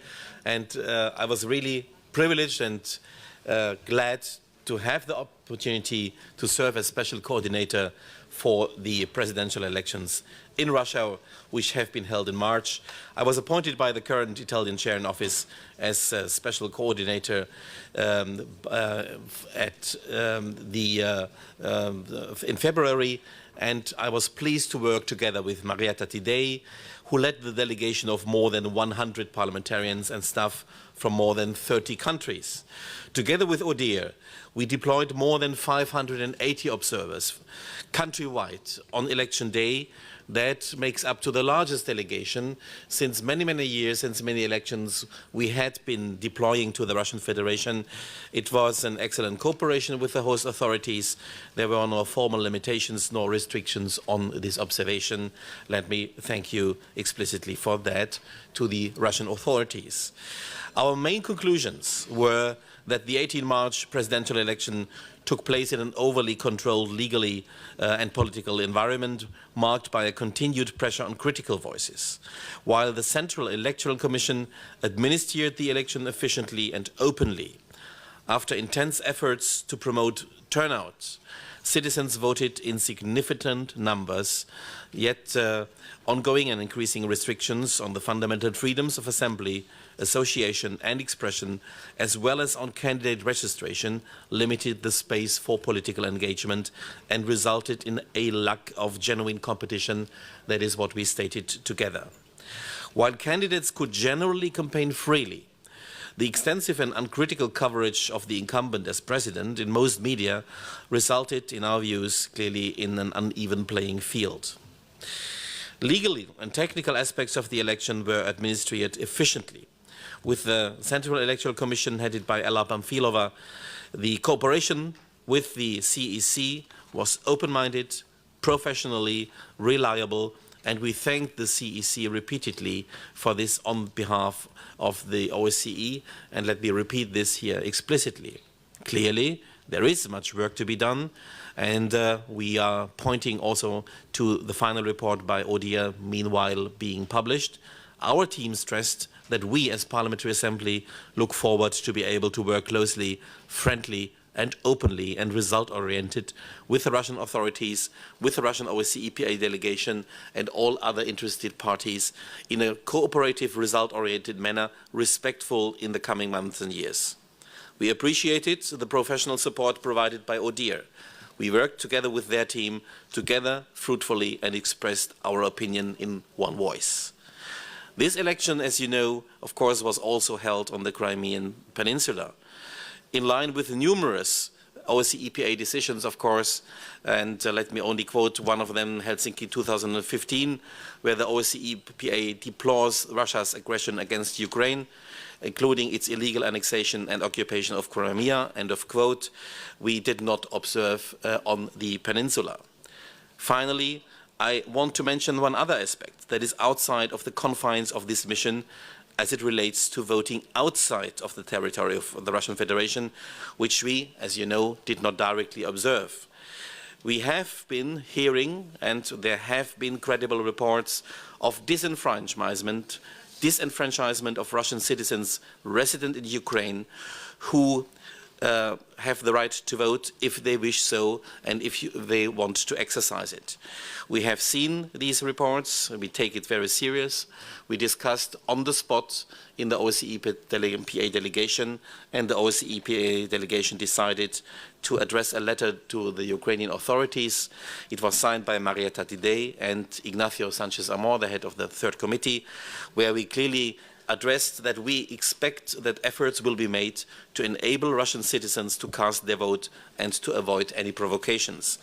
We fully understand the difficult situation of relations between these two important participating states, Russian Federation and Ukraine, but we think, as OSCE EPA, that the fundamental right for citizens to vote should not be a casualty of conflicts between two participating states. Thank you very much. And thanks to all the colleagues who made it to Russia. It was, I saw Margareta Sederfeld, she was, if I remember right, going to Vladivostok. It was an intense and largely and vast mission. It was a great job done also by the staff of the PA. So it was, I think, a good step forward in our efforts to have professional observation of elections. Thank you very much. Dear Michael, we already mentioned about the complexity of that. I remember we've been quite often talking about some difficult issues there, and it was a very good team there led by you, and I think the statement was critical, objective, what you saw, you described there, and thank you very much for your leadership. And thank all of your colleagues who have been there in this mission. Another will be coming Azerbaijan election observation, Nils Asena, our special coordinator. And I also like to send our thanks to Marietta Tidei. She's not with us at this moment, but she's striving for better life in her new constituency in Rome, Lazio. Okay, that she was there. Please, Nils, floor is yours. Thank you very much, dear President, dear colleagues. I was appointed as special coordinator to lead the short-term OSCE observation mission to early presidential election in Azerbaijan. Overall, the international election observation mission deployed some 350 observers countrywide. Ms. Margaret Kinner-Nellen, who I'm pleased to also see here today, led the observer delegation of almost 60 OSCE PA parliamentarians and staff. We worked together with the delegation of OSCE ODIHR and the Parliamentary Assembly of the Council of Europe. And in the beginning, I don't want to neglect also the experienced team that helped us with Ambassador Notel, Andreas Baker, and Francesco Pagani. In general, our cooperation went well. Nevertheless, I think the relations with ODIHR can benefit from further improvements as we had experienced some differences and different approaches also. Let me start with expressing our appreciation for the country's authorities' welcoming attitude towards our mission, and me personally, including during the visit I paid to Baku several weeks before the election. In the run-up to the election, the authorities had sent some signals that they wanted to improve cooperation with OSCE election observers, and also offered some minor improvements regarding some aspects of the electoral process. Our conclusion was, nevertheless, that the basic issues that had been observed in previous years have not been substantially improved. Literally, it was, we said in our report, the 11 April 2018 early presidential election in the Republic of Azerbaijan took place within a restrictive political environment and under a legal framework that curtails fundamental rights and freedoms, which are prerequisites from genuine democratic elections. Against this background and in the absence of pluralism, including in the media, this election lacked genuine competition. Other candidates refrained from directly challenging or criticizing the incumbent, and distinction was not made between his campaign and official activities. This election administration was well-resourced and prepared the election efficiently. On election day, our observers reported widespread disregard of some mandatory procedures with a lack of transparency and other things. I must say that most observers, including from PA delegation, had observed on the election day was more disappointing than we expected. But in general, I think our approach, it was all in a positive way.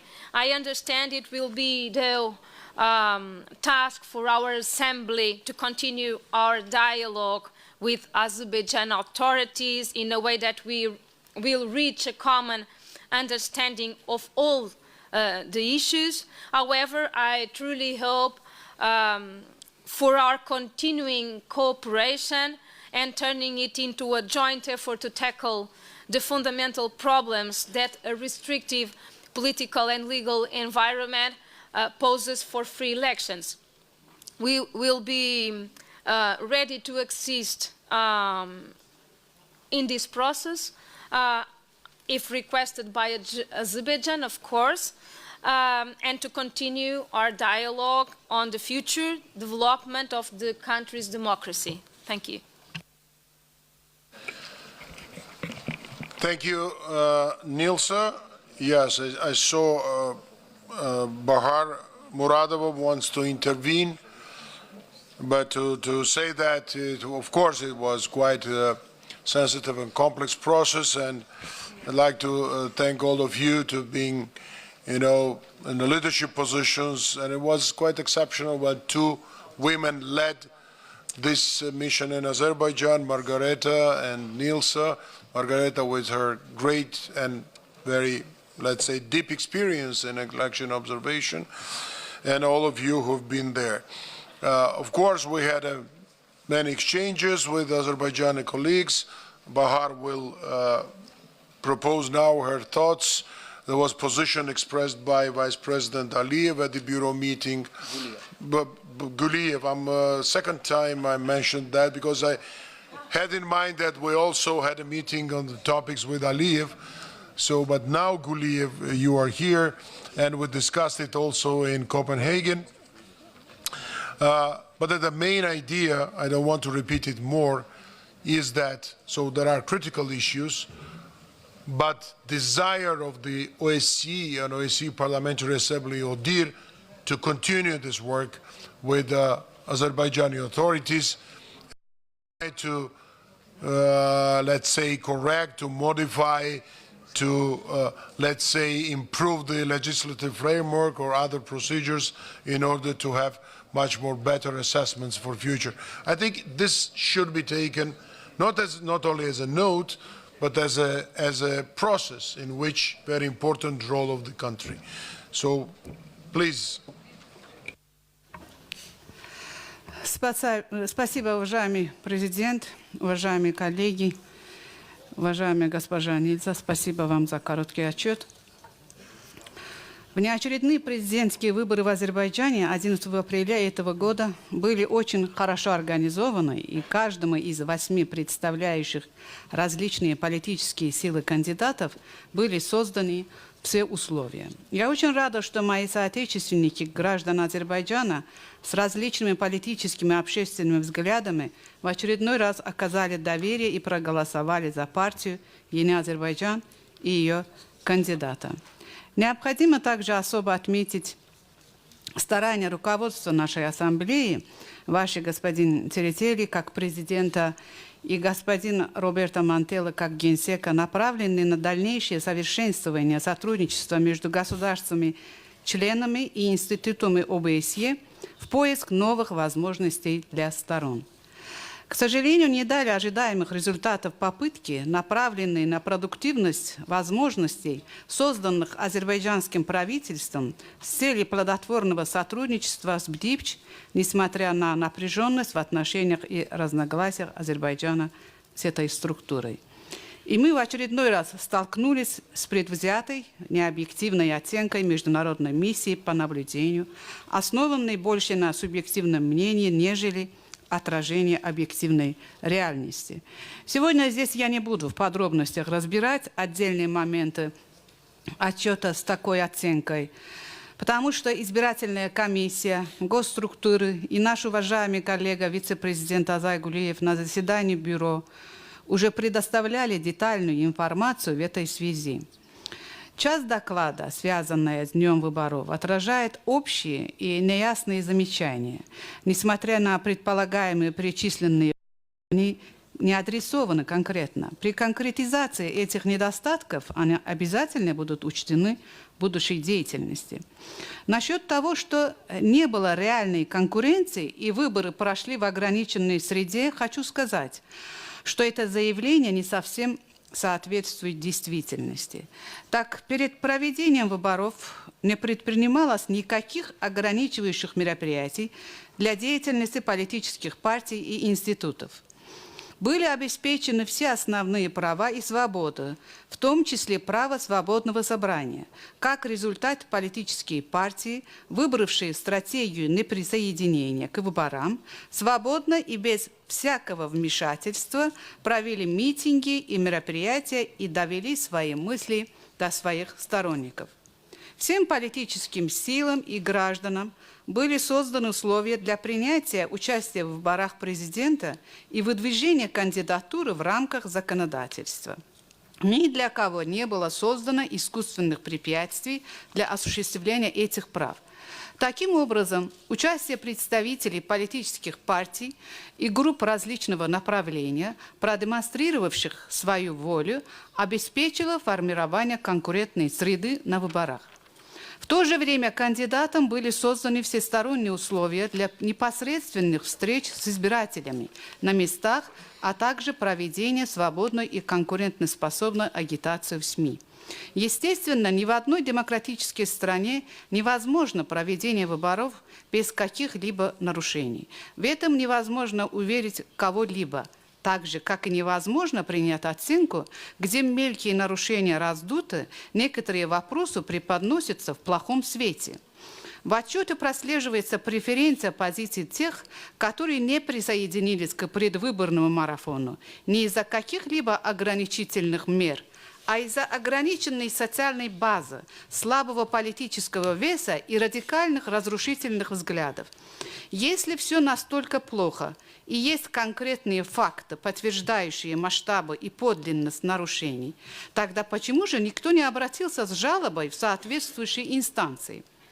Если дебаты между кандидатами во время избирательной кампании проходили без рукопашных драк, или дебаты на телевидении проводились все более для того, чтобы представлять программы и платформы электорату в сравнительной форме, говорит ли это о том, что действующий президент и кандидат не критиковался? А как не оценить общую позицию представителей правящей партии «Yeni Азербайджан», отказ кандидата вообще от самоагитации?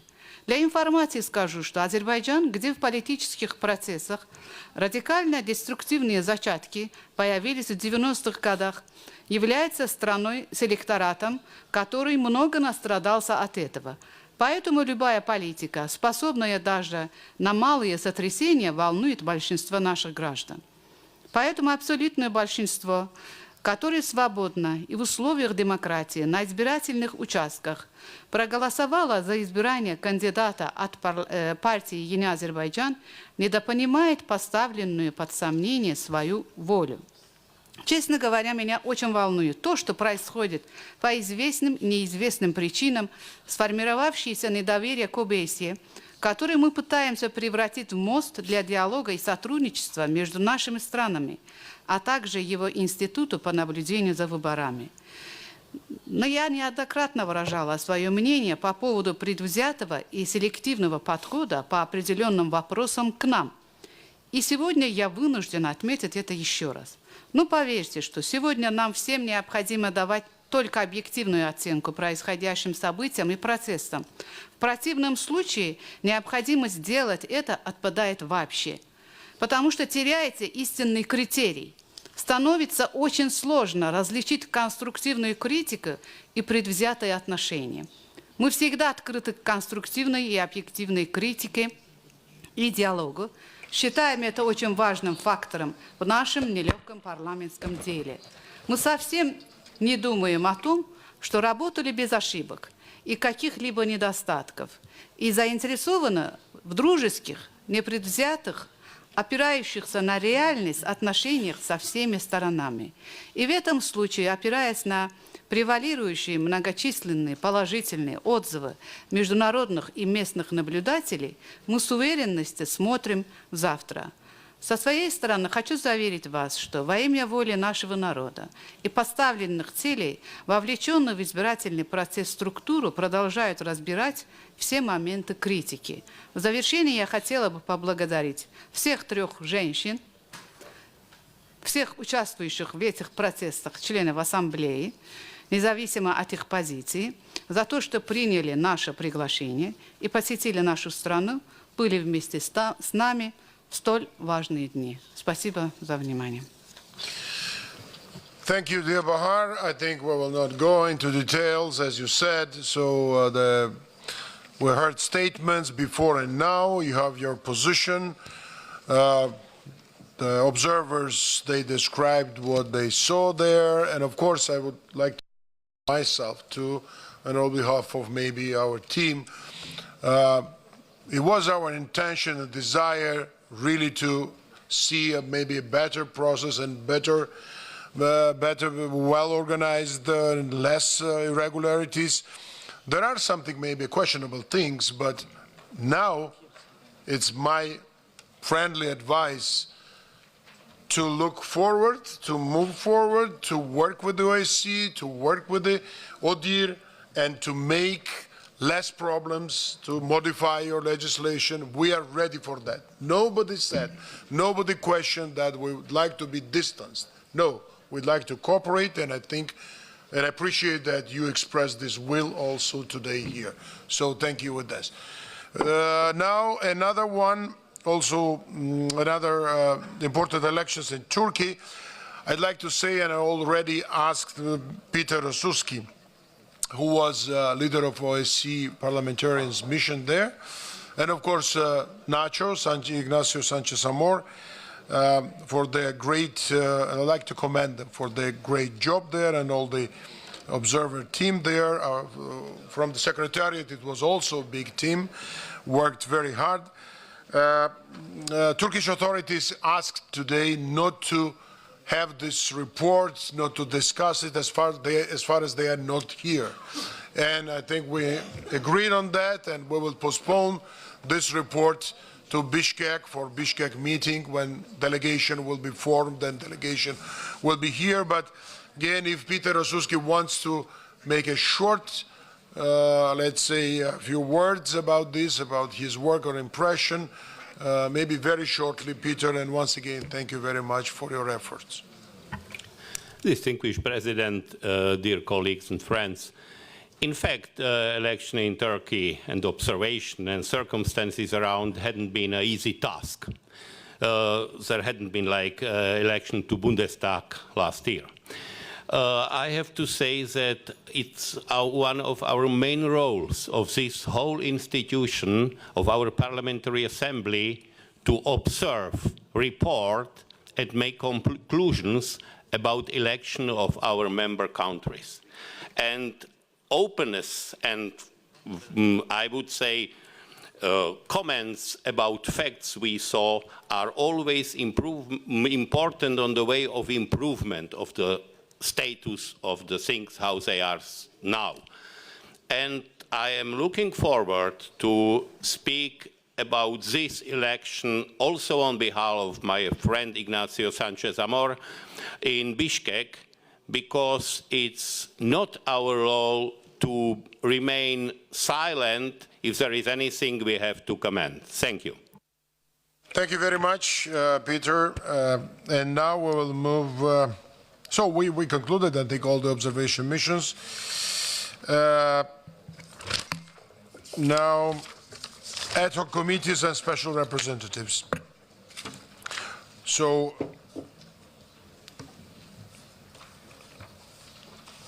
before I ask chairs of ad hoc committees and working groups to report on their activities, I hope that the Standing Committee agrees that we should extend the work of our ad hoc committees on migration and counter-terrorism until at least 2019 annual session, given the continued relevance of the topic and excellent work. We started this day with 2 committee meetings.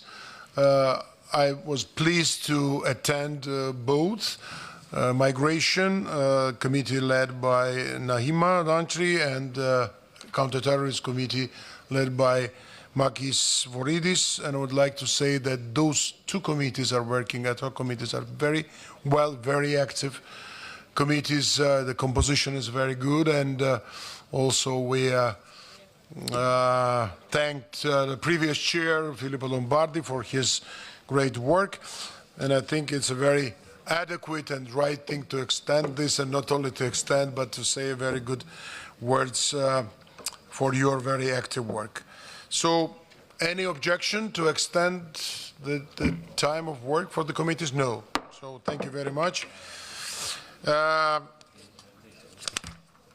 Secondly, I would propose that in our meeting in a few months in Bishkek, we consider some of our other ad hoc committees and teams, given that several have not been active in last years.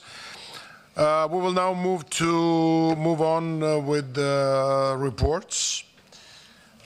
I'd like to ask Vice President Lord Peter Bonas, Chair of the Subcommittee on Rules of Procedure and Working Practices, to report to the Standing Committee about his very important work and some ideas how we'd like to reform PA's work here.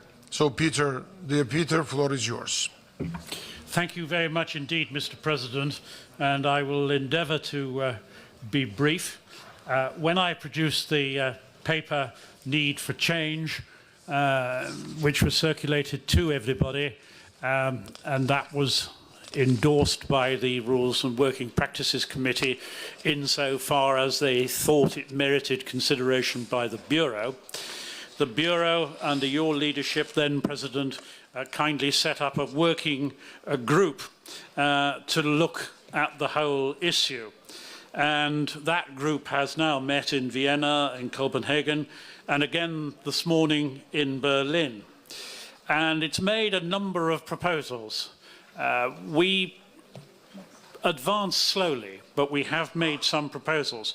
There is a consensus accepted by the Bureau in Copenhagen that the Bureau should act as the leadership of the Assembly and be the forum in which the political direction and policy of the Assembly is established. That sounds a small thing, but is actually quite a major event, and I believe to be quite important. We also agreed at the Bureau in Copenhagen that future autumn meetings should be the opportunity to be informed about the work of OSCE institutions and particularly its field missions. And I understand that discussions are going on between the International Secretariat and the Kazakh representatives so that that decision may be reflected in the meeting in Bishkek.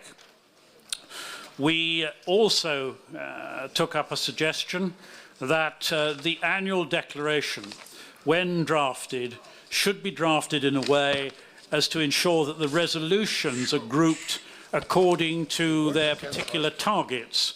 For example, the OSCE Ministerial, the Permanent Council, and national parliaments. And I hope that that may be possible for this Berlin Declaration.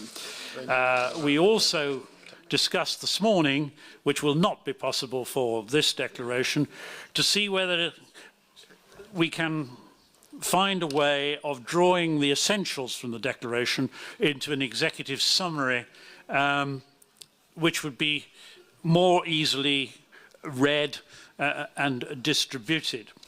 Now, none of these things involve rule changes, but there is one thing which I particularly draw colleagues' attention to.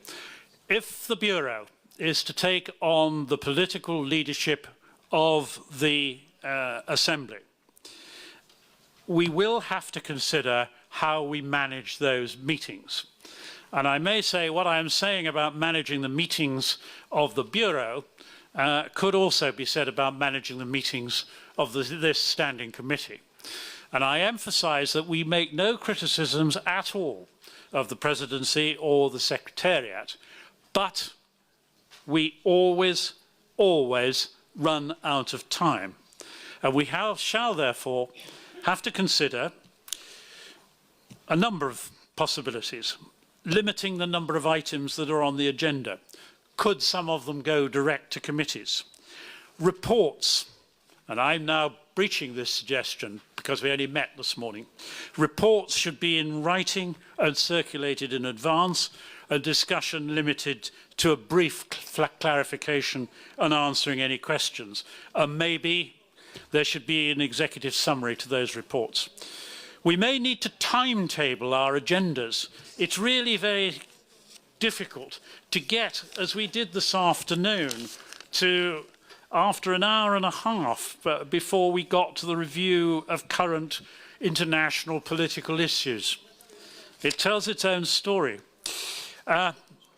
We may have to limit speaking time, and we may have to consider how these very contentious items, because they're usually known in advance, such as the Azerbaijan elections at the Copenhagen Bureau, should be dealt with. Now, all these things can be done administratively and with the guidance and assistance of the Bureau assuming its leadership role. There are matters which we're considering which will involve rule changes if we want to pursue them. And we continue to examine the problems of time posed by the number of supplementary items and amendments to General Committee reports. The rule changes so far have worked quite well in the sense, as we've seen this afternoon, we only had the requisite number of supplementary items. That was very helpful. But various proposals have been put forward, and we're looking at ways to preserve for members the value of being able to put down supplementary items and the need to ensure that they're relevant and not repetitive. A number of suggestions have come forward. Maybe the Bureau should take a lead on the admissibility of supplementary items. Maybe supplementary items in their present form should somehow or another become amendments to the text, to the rapporteur's report of each General Committee. But these are things about which I make no recommendations, about which we ourselves are still discussing. And in due course, we will come forward, I hope, with a suggestion. And I just, in closing, say that the Bureau agreed in Copenhagen that for future annual meetings, the President and the Secretariat should write to delegations regarding the format of General Committee reports and the need for supplementary items to be focused, relevant and short, which I have endeavoured to make this report. Thank you very much, Mr. President. Thank you very much, dear Peter. I think we will not continue now because of time limits the detailed discussion, but you will see implementation of all the steps that Peter Bonas listed here, because it's very important for our work, effectiveness, visibility, and so on and so forth. So the next will be Nahima Landry, and then Makis Voridis, and to all other speakers. We have also a number of reporters here. Please make just a short overview, especially who will speak then on plenary and on other occasions. Please. Thank you, President. Dear colleagues, thank you for the opportunity to give you a brief report of our for the first time, as a chair of the committee on ad hoc committee on migration, position I had the honor taking over from Mr. Lombardi, who has led this committee over the past 2 years with a lot of enthusiasm and inspiration. The focus of our committee work was in the first place on emergency responses in the countries on the front line of the crisis. But at the meeting in Minsk last year, we decided to put a focus on unaccompanied and separate children because they are a especially vulnerable group, and also measures to promote integration of refugees and migrants. And the last two field visits of our committee were in Belgium and also in Serbia, and there we have also focused on these themes with the aim of identifying best practices and formulating also policy recommendations. As Filippo already have given you have a briefing about our visit in Belgium, which I had the pleasure of hosting. My report will be focusing on our mission in Serbia, where about 3,000 migrants and refugees are being hosted, and it's a transit country, as you know. But I would highlight a number of positive developments. First of all, in the area of education, we notice that for the access to education is very high. 87% of the children under 14 can attend Serbian schools. Secondly, there is a new law of asylum and temporary protection. It's also a very important measure, a step in the right direction, and it also includes the principles of the best interests of the child.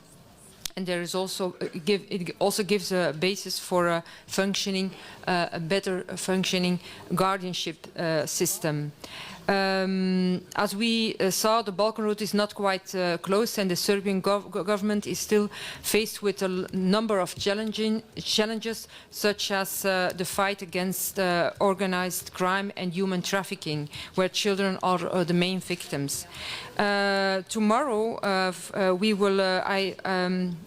For this annual session, I have sponsored, on behalf of the committee, a supplementary item on minors on the move, the role of the OSCE and the OSCE Parliamentary Assembly in building an effective protection framework. And I hope we will have a fruitful debate tomorrow. And the next things we will undertake is, first of all, this morning our committee agreed to pursue the focus on unaccompanied minors and also the best practices of integration. That will also be the focus of our field mission in Sweden and Denmark, which will be held in the autumn this year. And there were also other suggestions like the field visit in the United States.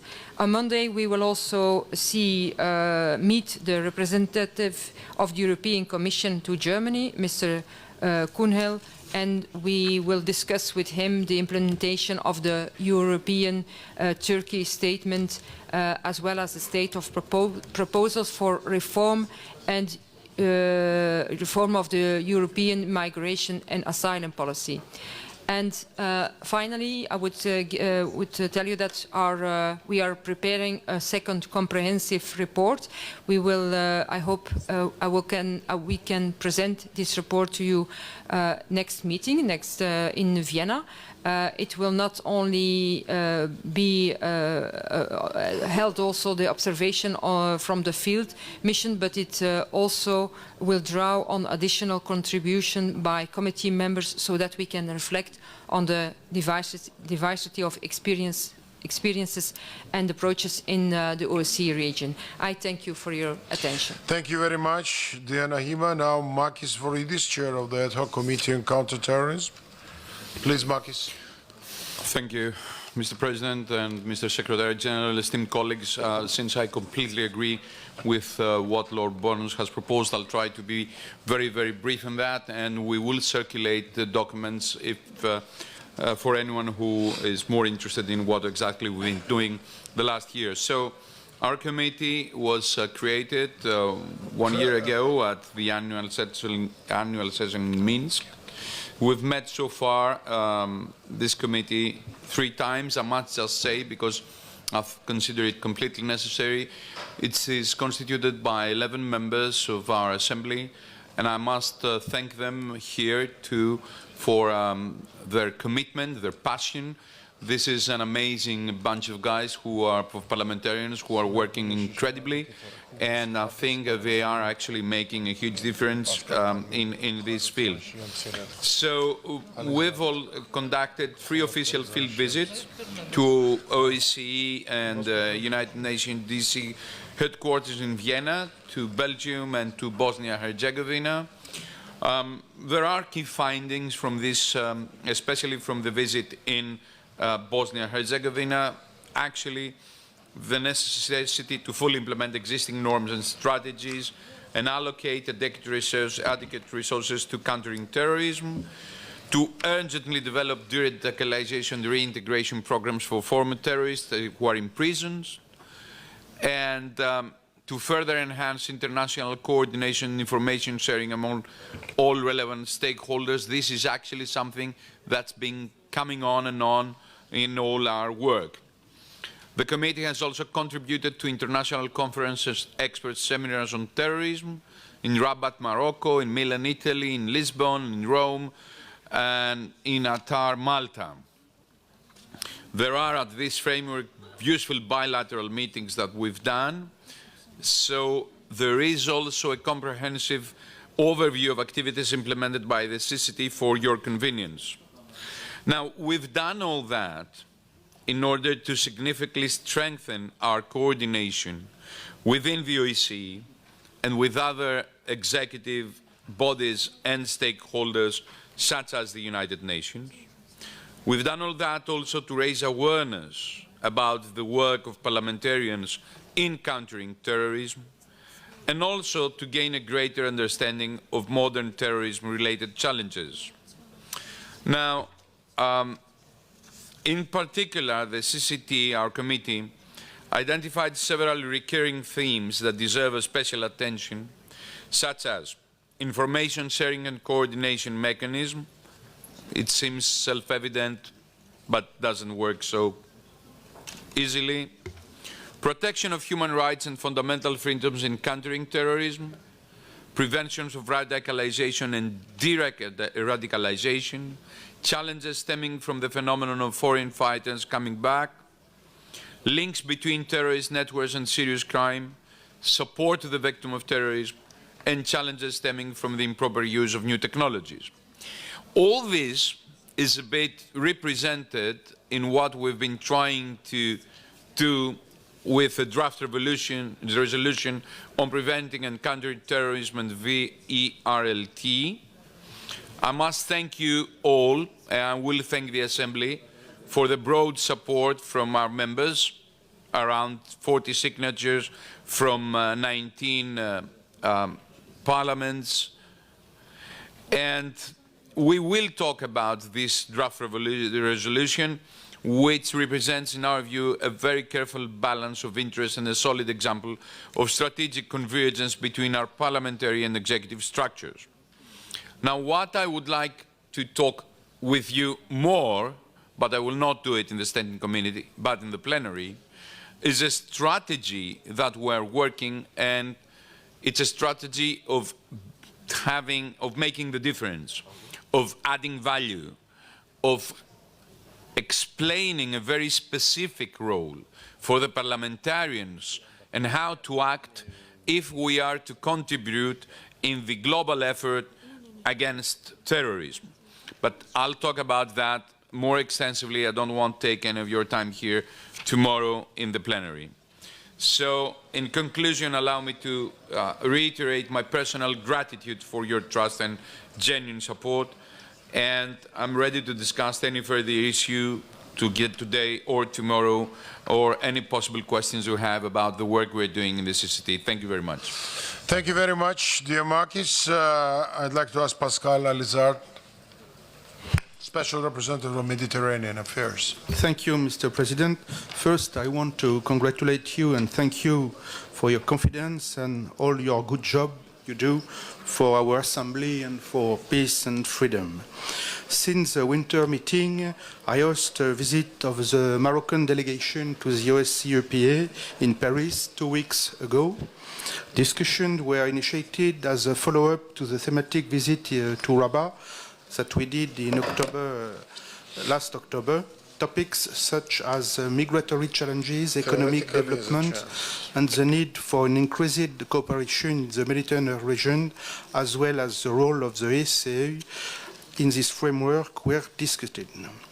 On the 25th of June, I was invited by Slovak Ambassador Radomík Boák, chairperson of the OSCE contact group with the Mediterranean partner, to address a meeting dedicated to the cybersecurity, during which I underlined the fact that cyberspace is the latest battlefield in the fight against terrorism, and that we need to be properly equipped, including by using OSCE tools to face this challenge. I use also the opportunity of this visit to Vienna to meet several actors of the OSCE Mediterranean Partnership. I was notably able to hold frank and productive exchanges of view with Mrs. Faouzia Mekrabri, Ambassador of Algeria in Austria and the OSCE, and also with Mr. Mohamed Medzgani, newly appointed Ambassador of Tunisia to Austria and the OSCE. And for the future steps, I intend to undertake field visit to Morocco and perhaps also to Tunisia after the summer. And I will be concentrating my energy to organize a successful Mediterranean Forum meeting in Bishkek. Very short, Mr. President. Thank you. Very good. Merci beaucoup. Thank you very much. It was good. Now I'd like to ask Kent Harstad, Special Representative on Eastern Europe. You have the floor, dear Kent, and I'd like to thank you for your work you accomplished for the Assembly over the years. I wish you all the best in your new life outside of Parliament with a bit of big new assignment and new endeavors. So good luck, dear Kent. Thank you so much, Mr. President, dear colleagues. First of all, I want to reply and say thank you so much. As you know, it's by my own choice. I have decided to not run for Parliament again this year. 20 years is a long time, so I think life should have different chapters. Having that said, it's been a privilege to be amongst you, and these last couple of years and right now, I have been deeply engaged with Eastern Europe, and specifically I would like to say a few words about Belarus, which I have been working especially with, both twice as special coordinator for the elections in the ad hoc group, but also during this last year with several visits to the country. Let me follow the spirit which we have said to just try to be very brief. So I would say that first of all, the good atmosphere in working with the Belarusian side is continuing. During my working visit to Belarus in February this year, I got all the meetings that I asked for, including with the President, with the Foreign Minister, Head of Electoral Commission. I also, of course, had meetings with representatives of the opposition, the civil society, and others. I can conclude with my work with Belarus this last year that I am clearly disappointed with certain things.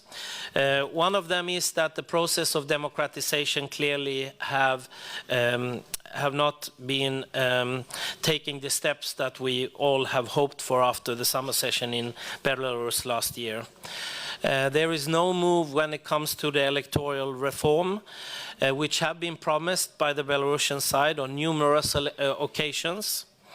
There is also early this year there was local elections, and they showed no progress in the part of more balanced participation in electoral commissions, etc., from the opposition and other parties. There is small progress, some process to be noted when it comes to giving room for enlarged space for civil society.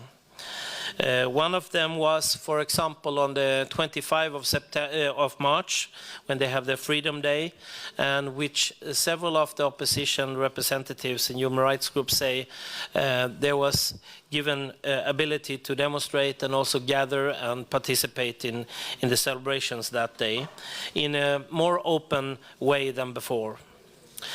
Good atmosphere in working with Belarus is of course a good foundation for the relationship between the OSCPA and Belarus, but it's not enough.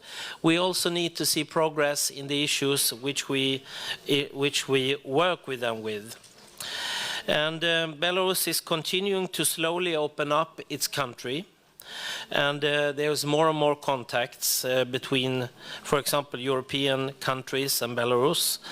And there's also various ways they are taking steps of making it easier for such contacts.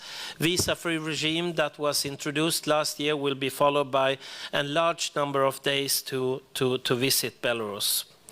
The situation for the opposition is slowly improving.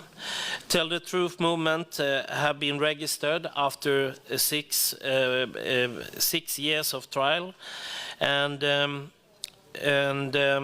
from PA we have good relations with the authorities, but as I conclude by saying there is a lot of shortcomings. Last year we had I think, a historic roundtable discussion on the summer session taking place in Minsk. We had hoped, and we had been promised by the Belarusian side, to be able to have a continuation of this roundtable discussion in Minsk.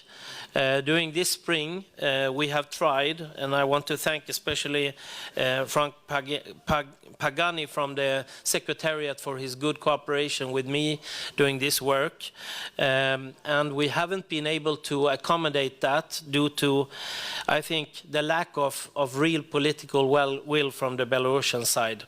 We will not stop trying. Soon we will try to arrange such a roundtable discussion again in a way to foster a more open democratic space in Belarus. I have also participated in the President and more people's visit to Ukraine. I will not speak about that because that is reported by the President and in the written reports. And by that, I would like to thank you so much for the cooperation and good friendship, and I look forward for these coming days together. Thank you. Thank you. Thank you very much, dear Kent, and we hope to keep close cooperation with you. Now, Christopher Smith, our Special Representative on Human Trafficking Issues. Please. Thank you very much, Mr. President, and I'll be brief as well. We've disseminated a 24-page report of my work as Special Rep. I do ask members to look it over. There's a lot of important information in there about best practices that are working, many of which have not been utilized by many of our countries in the OSCE. One of them is that we recently passed legislation in Congress to say that web pages like Backpage.com and others, which literally sell young children online, they are now going to, many of them have shut down because the law not only empowers our prosecutors to shut them down, it also gives a right of private action to the victims to take these people to court. And Backpage shut down as that legislation was signed into law by President Trump. We also have new legislation that I'm working on. It's called the Frederick Douglass. He was a great leader in the anti-slavery movement. He was born a slave in 1818. So we celebrate the 200th anniversary of this wonderful abolitionist who fought against slavery in the United States.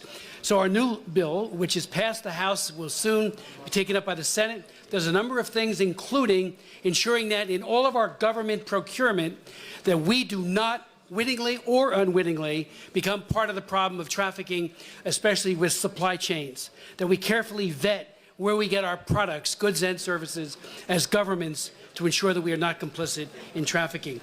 I put in there briefly about the Megan's Law. 2 years ago, a little over 2 years ago, I offered a bill named after Megan Kanka, a 7-year-old who lived in my hometown, was brutally killed by a convicted pedophile who lived across the street. Nobody knew. Every single state in the United States now has a Megan's Law that tells people, especially schools, the police, these individuals have to register when they leave prison. International Megan's Law, which is what my law is, says that we will notice every one of your countries when a convicted pedophile plans on coming to visit you. We know that the propensity to recommit these crimes is extraordinarily high, and since this has been in effect, our government has notified 100 countries, 4,000 people who have gone on these sex tourism tours, not every one of them, but many of them. So you have the right of refusal, or at least to keep tabs on someone when they engage in this kind of activity. I ask you to read it. Finally, we passed out the Trafficking in Persons Report. In 2000, I wrote our landmark law in the United States called the Trafficking Victims Protection Act. It is a whole-of-government approach. One of the aspects of that was to create an annual Trafficking in Persons report. Every country is analyzed, including our own. Some people don't like that, but frankly, when you're talking about slavery, we really have to look at borders as being non-existent. We're all for the victim. So I encourage you to take a look at that book. It is carefully put together. All of our embassies send in data information to the TIP office. About 70 members of our Foreign Service and other support groups work at the State Department to compile it every year. Secretary Pompeo, our Secretary of State, released it just a few days ago. I encourage you to take a look at that as well. The more we're all on the same page, the better, and I thank you. Thank you very much, dear Chris, for your exemplary and devoted work. And it's very effective work that we see, you know. And of course, we're observing all your efforts, and once again, appreciate your great contribution. Now, there should be a report of Roberto Batali, our representative of the Balkans, but you know that he is leaving Assembly, but he will be with us at the end of the session, so we'll have opportunity to greet him and to extend our thanks because of his, of course, very effective work. And he was with us in the Assembly 26 years, so it's a great time. Now I'd like to move to a very important report of our Secretary General. I'd like to apologize because we have time constraints, but you all see his very active and great work, and partly also in my remarks I also highlighted some of our joint work. So thank you, Roberto, very much, and please. Thank you, Mr. President. The Swedish delegation and the UK delegation, I see they're still in the room. Of course, if you decide to leave the room or if your attention is not focused on the Secretary General's report, you have all my sympathy, of course.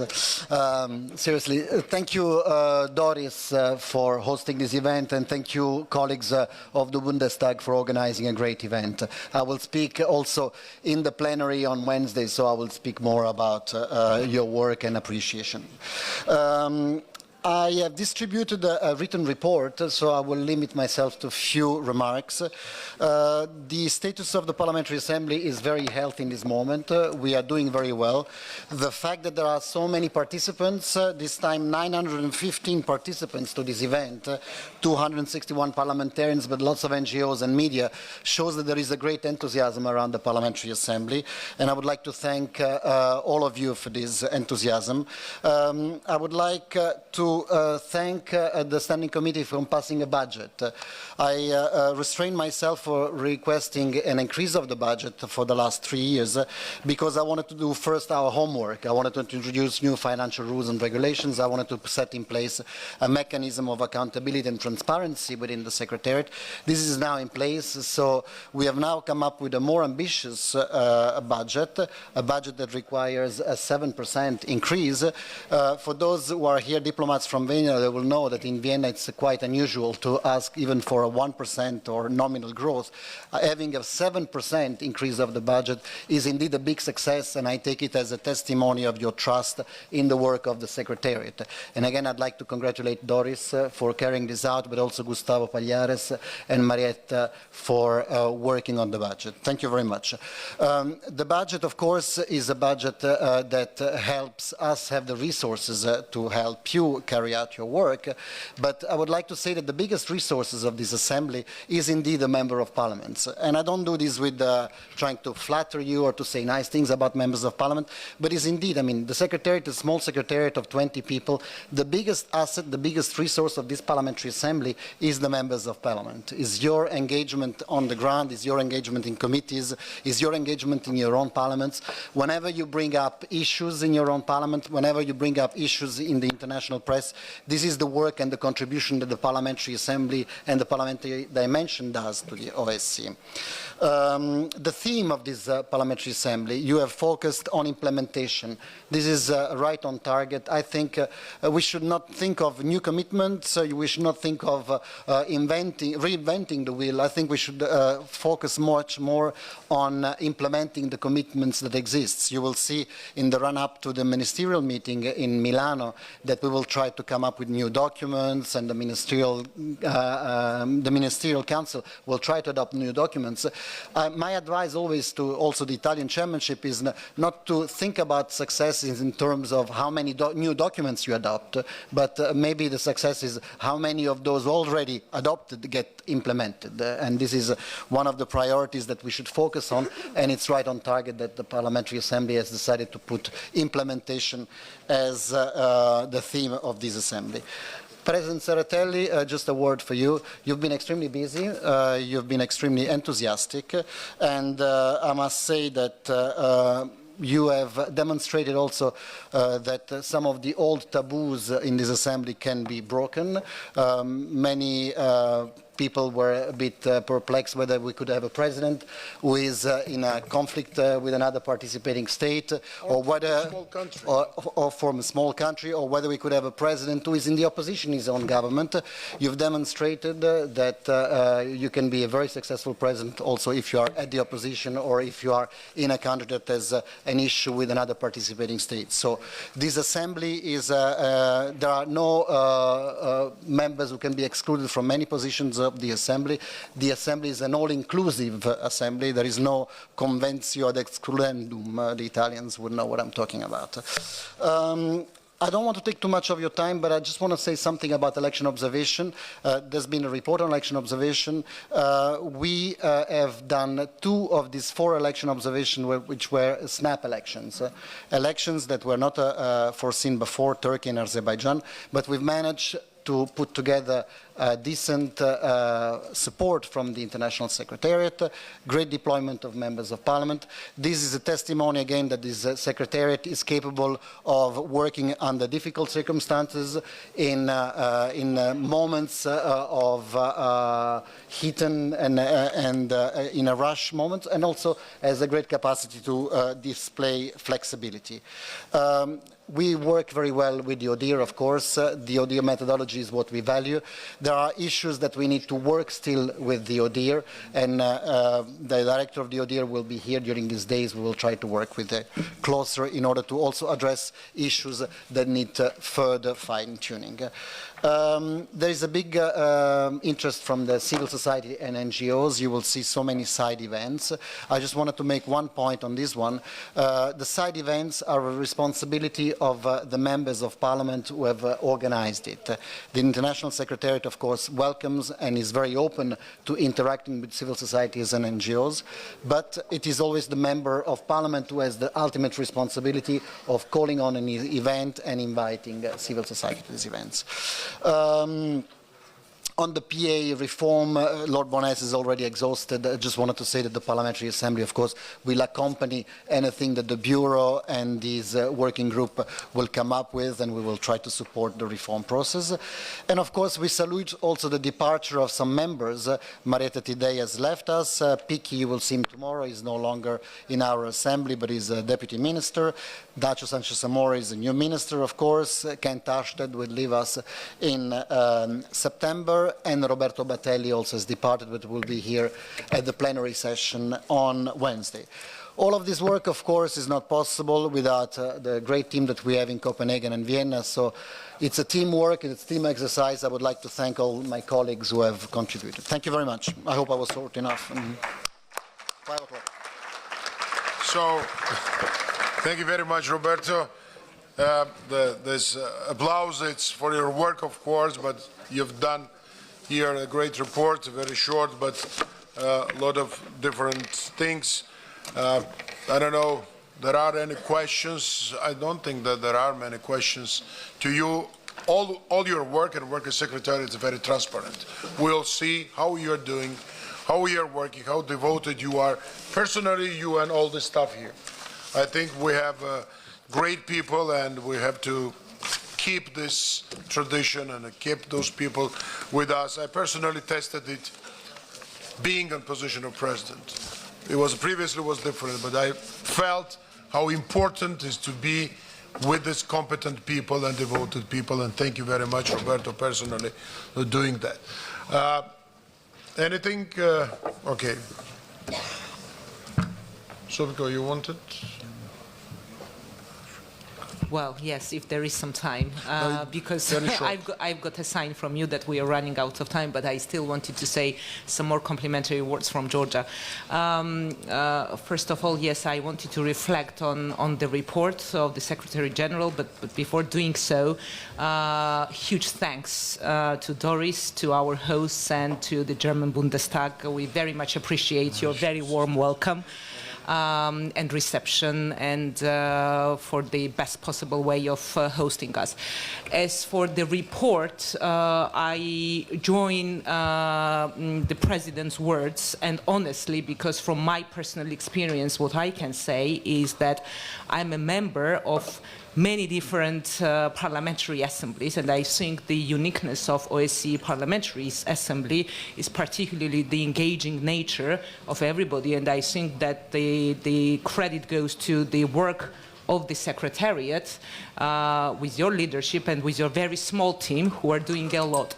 But the point I also wanted to make is that I think the work of the OSCE Parliamentary Assembly deserves some more visibility, and I welcome your plans in the future to increase that visibility, because as a whole, the OSCE PA and respective national parliaments should be thinking of how to increase all the good things that OSCE PA does. So we should be working in that direction.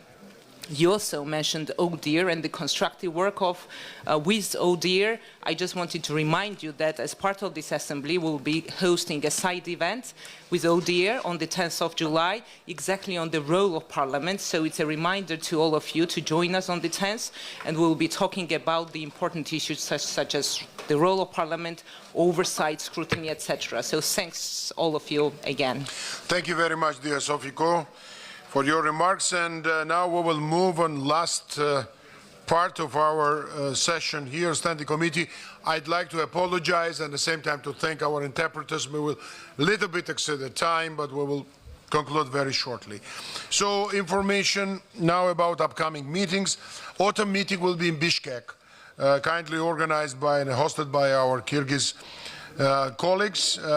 And here is our friend Isa Omurkulov. If he wants very shortly to intervene, just a few words. Thank you, dear Isa. Спасибо большое. Пожалуйста. Да, господин президент, я хотел кратко сказать. Во-первых, поблагодарить вас, уважаемый президент, уважаемые коллеги, за поддержку при принятии решения о проведении осенней сессии ОБСЕ у нас в Кыргызстане на тему продвижения диалога в сфере безопасности в Средней Азии и Центральной Азии и за его пределами. Вопрос актуальный, наверное, не только для стран Парламентской ассамблеи ОБСЕ, но и всего прогрессивного государств и народов. Предлагаемая тема, я думаю, повлияет на те вопросы, которые ставится в сфере безопасности не только в Центральной Азии, но и во всем мире. Я думаю, что Кыргызстан останется приверженной идее свободного, демократического и общего неделимого сообщества безопасности на пространстве ОБСЕ. Подготовка к данному международному мероприятию ведется активно.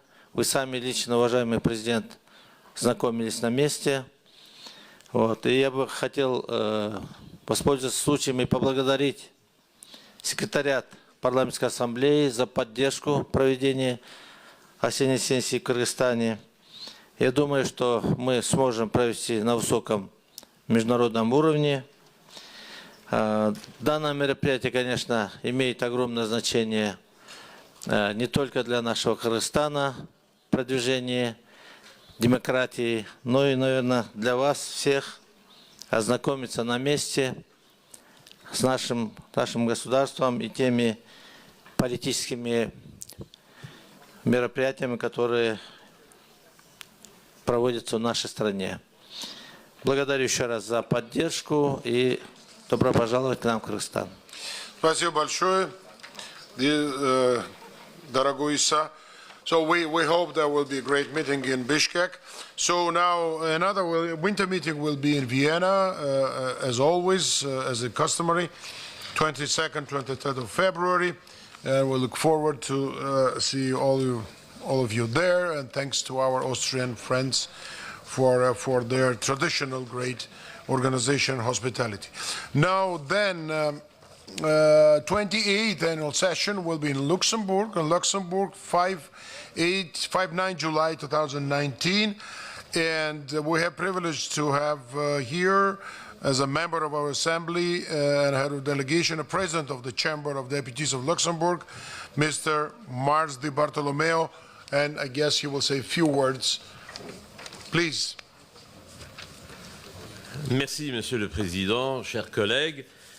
Nous vous attendons avec impatience au centre de conférence de Luxembourg du 5 au 9 juillet 2010. Notre Parlement au Luxembourg est un peu plus petit que le Reichstag qui nous accueille maintenant, avec ses 60 sièges pour les députés et ses quelques rangs pour le gouvernement. Il ne se prête pas à accueillir la session annuelle 2019 de l'Assemblée parlementaire de l'OSCE.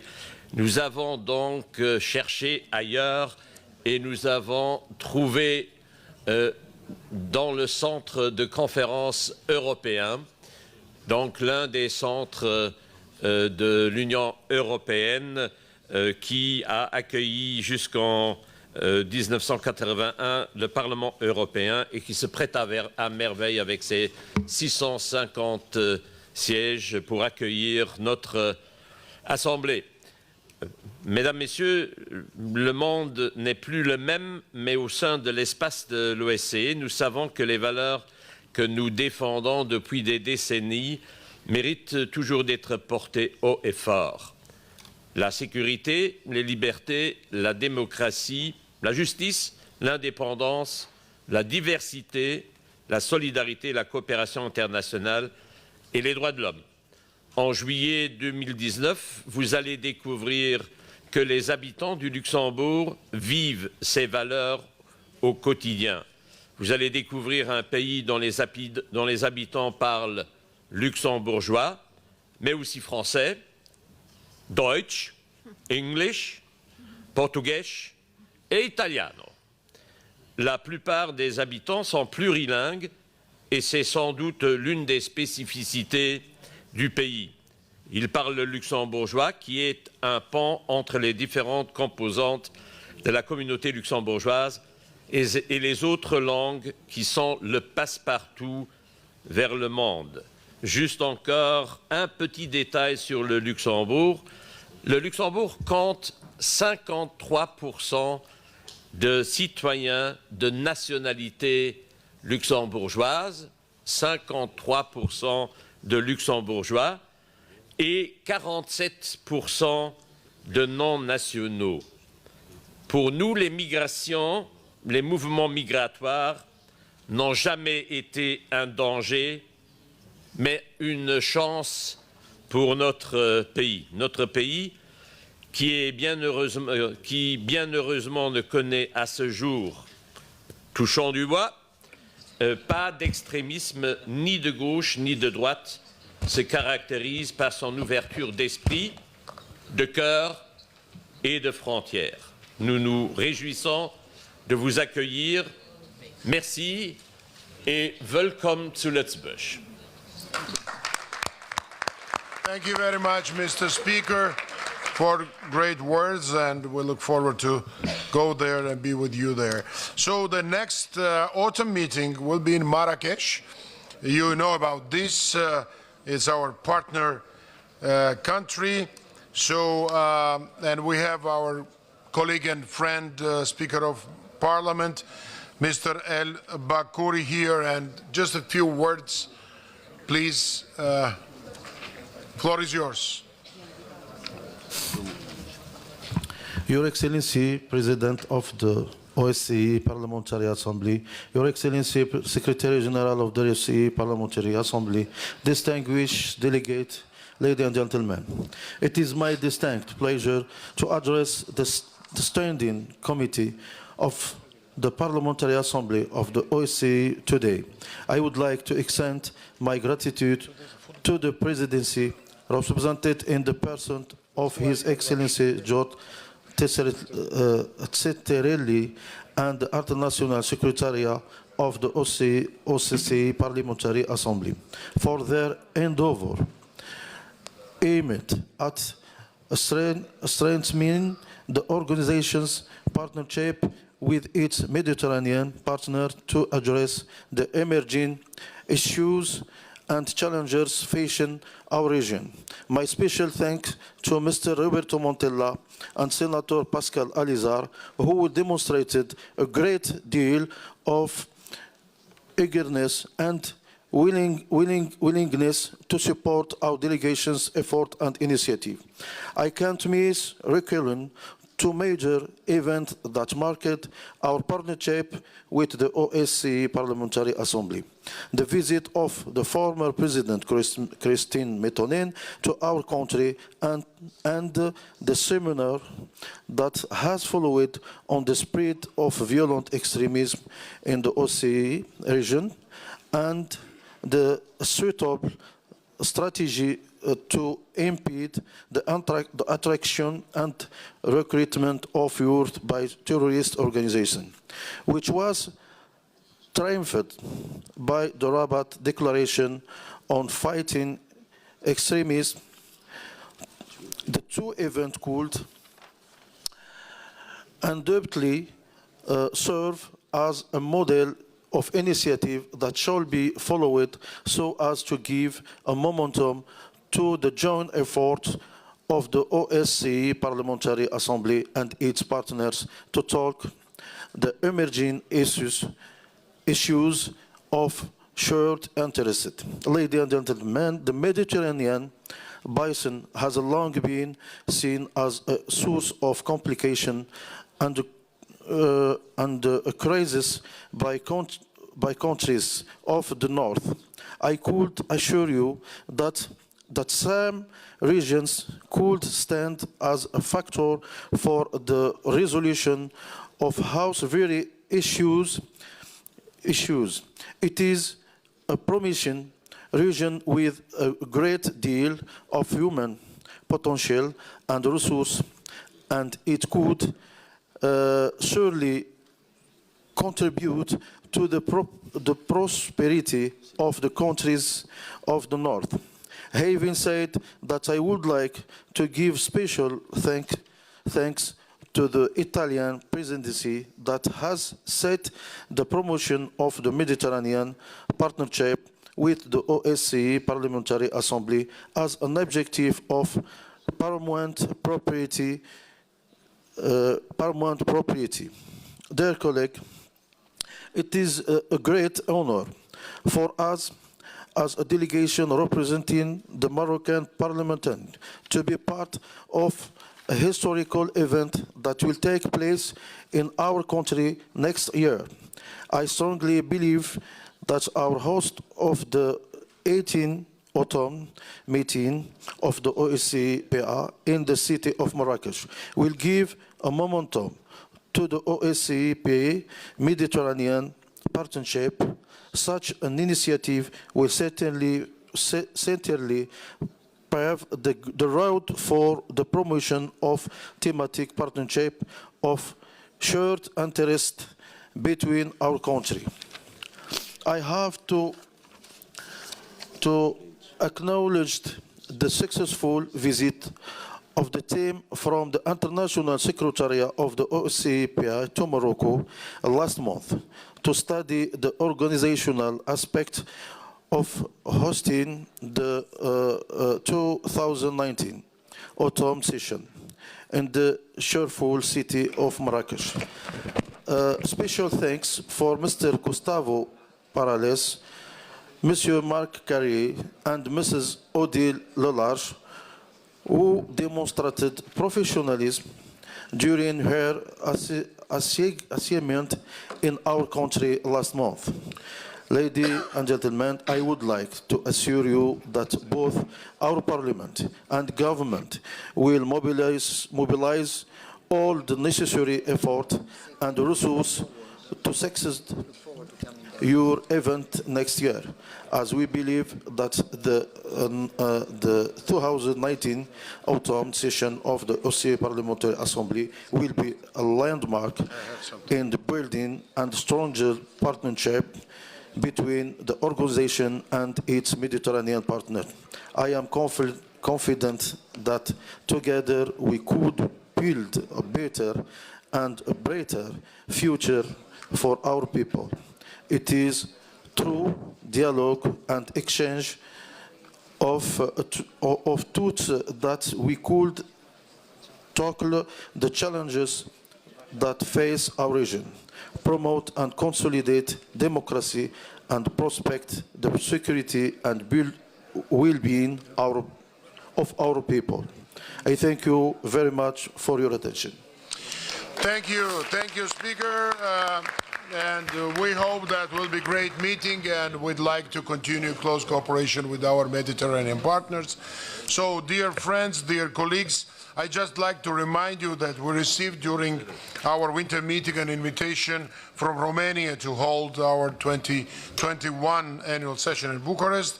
Although discussions are going with several delegations for a number of upcoming statutory meetings, all statutory meetings from 2020 onwards, to the exception of 2021 annual session, still formally require a host. So I greatly encourage, also on behalf of Secretariat, parliaments and parliamentarians which have not yet hosted any of our meetings or events to do so in the future.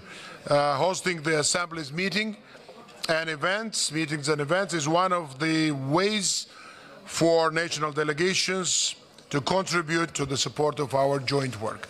So, thank you very much. I'd like to say there was a very interesting standing committee, a lot of interventions, your active participation. Thank you very much for this. Meeting is concluded. Thank you. And thanks to our interpreters, and other applause to them and Secretariat and staff. Thank you. And to all who are interested in football, it's 0-2 for England. I think there's 20. Already giving an interview about the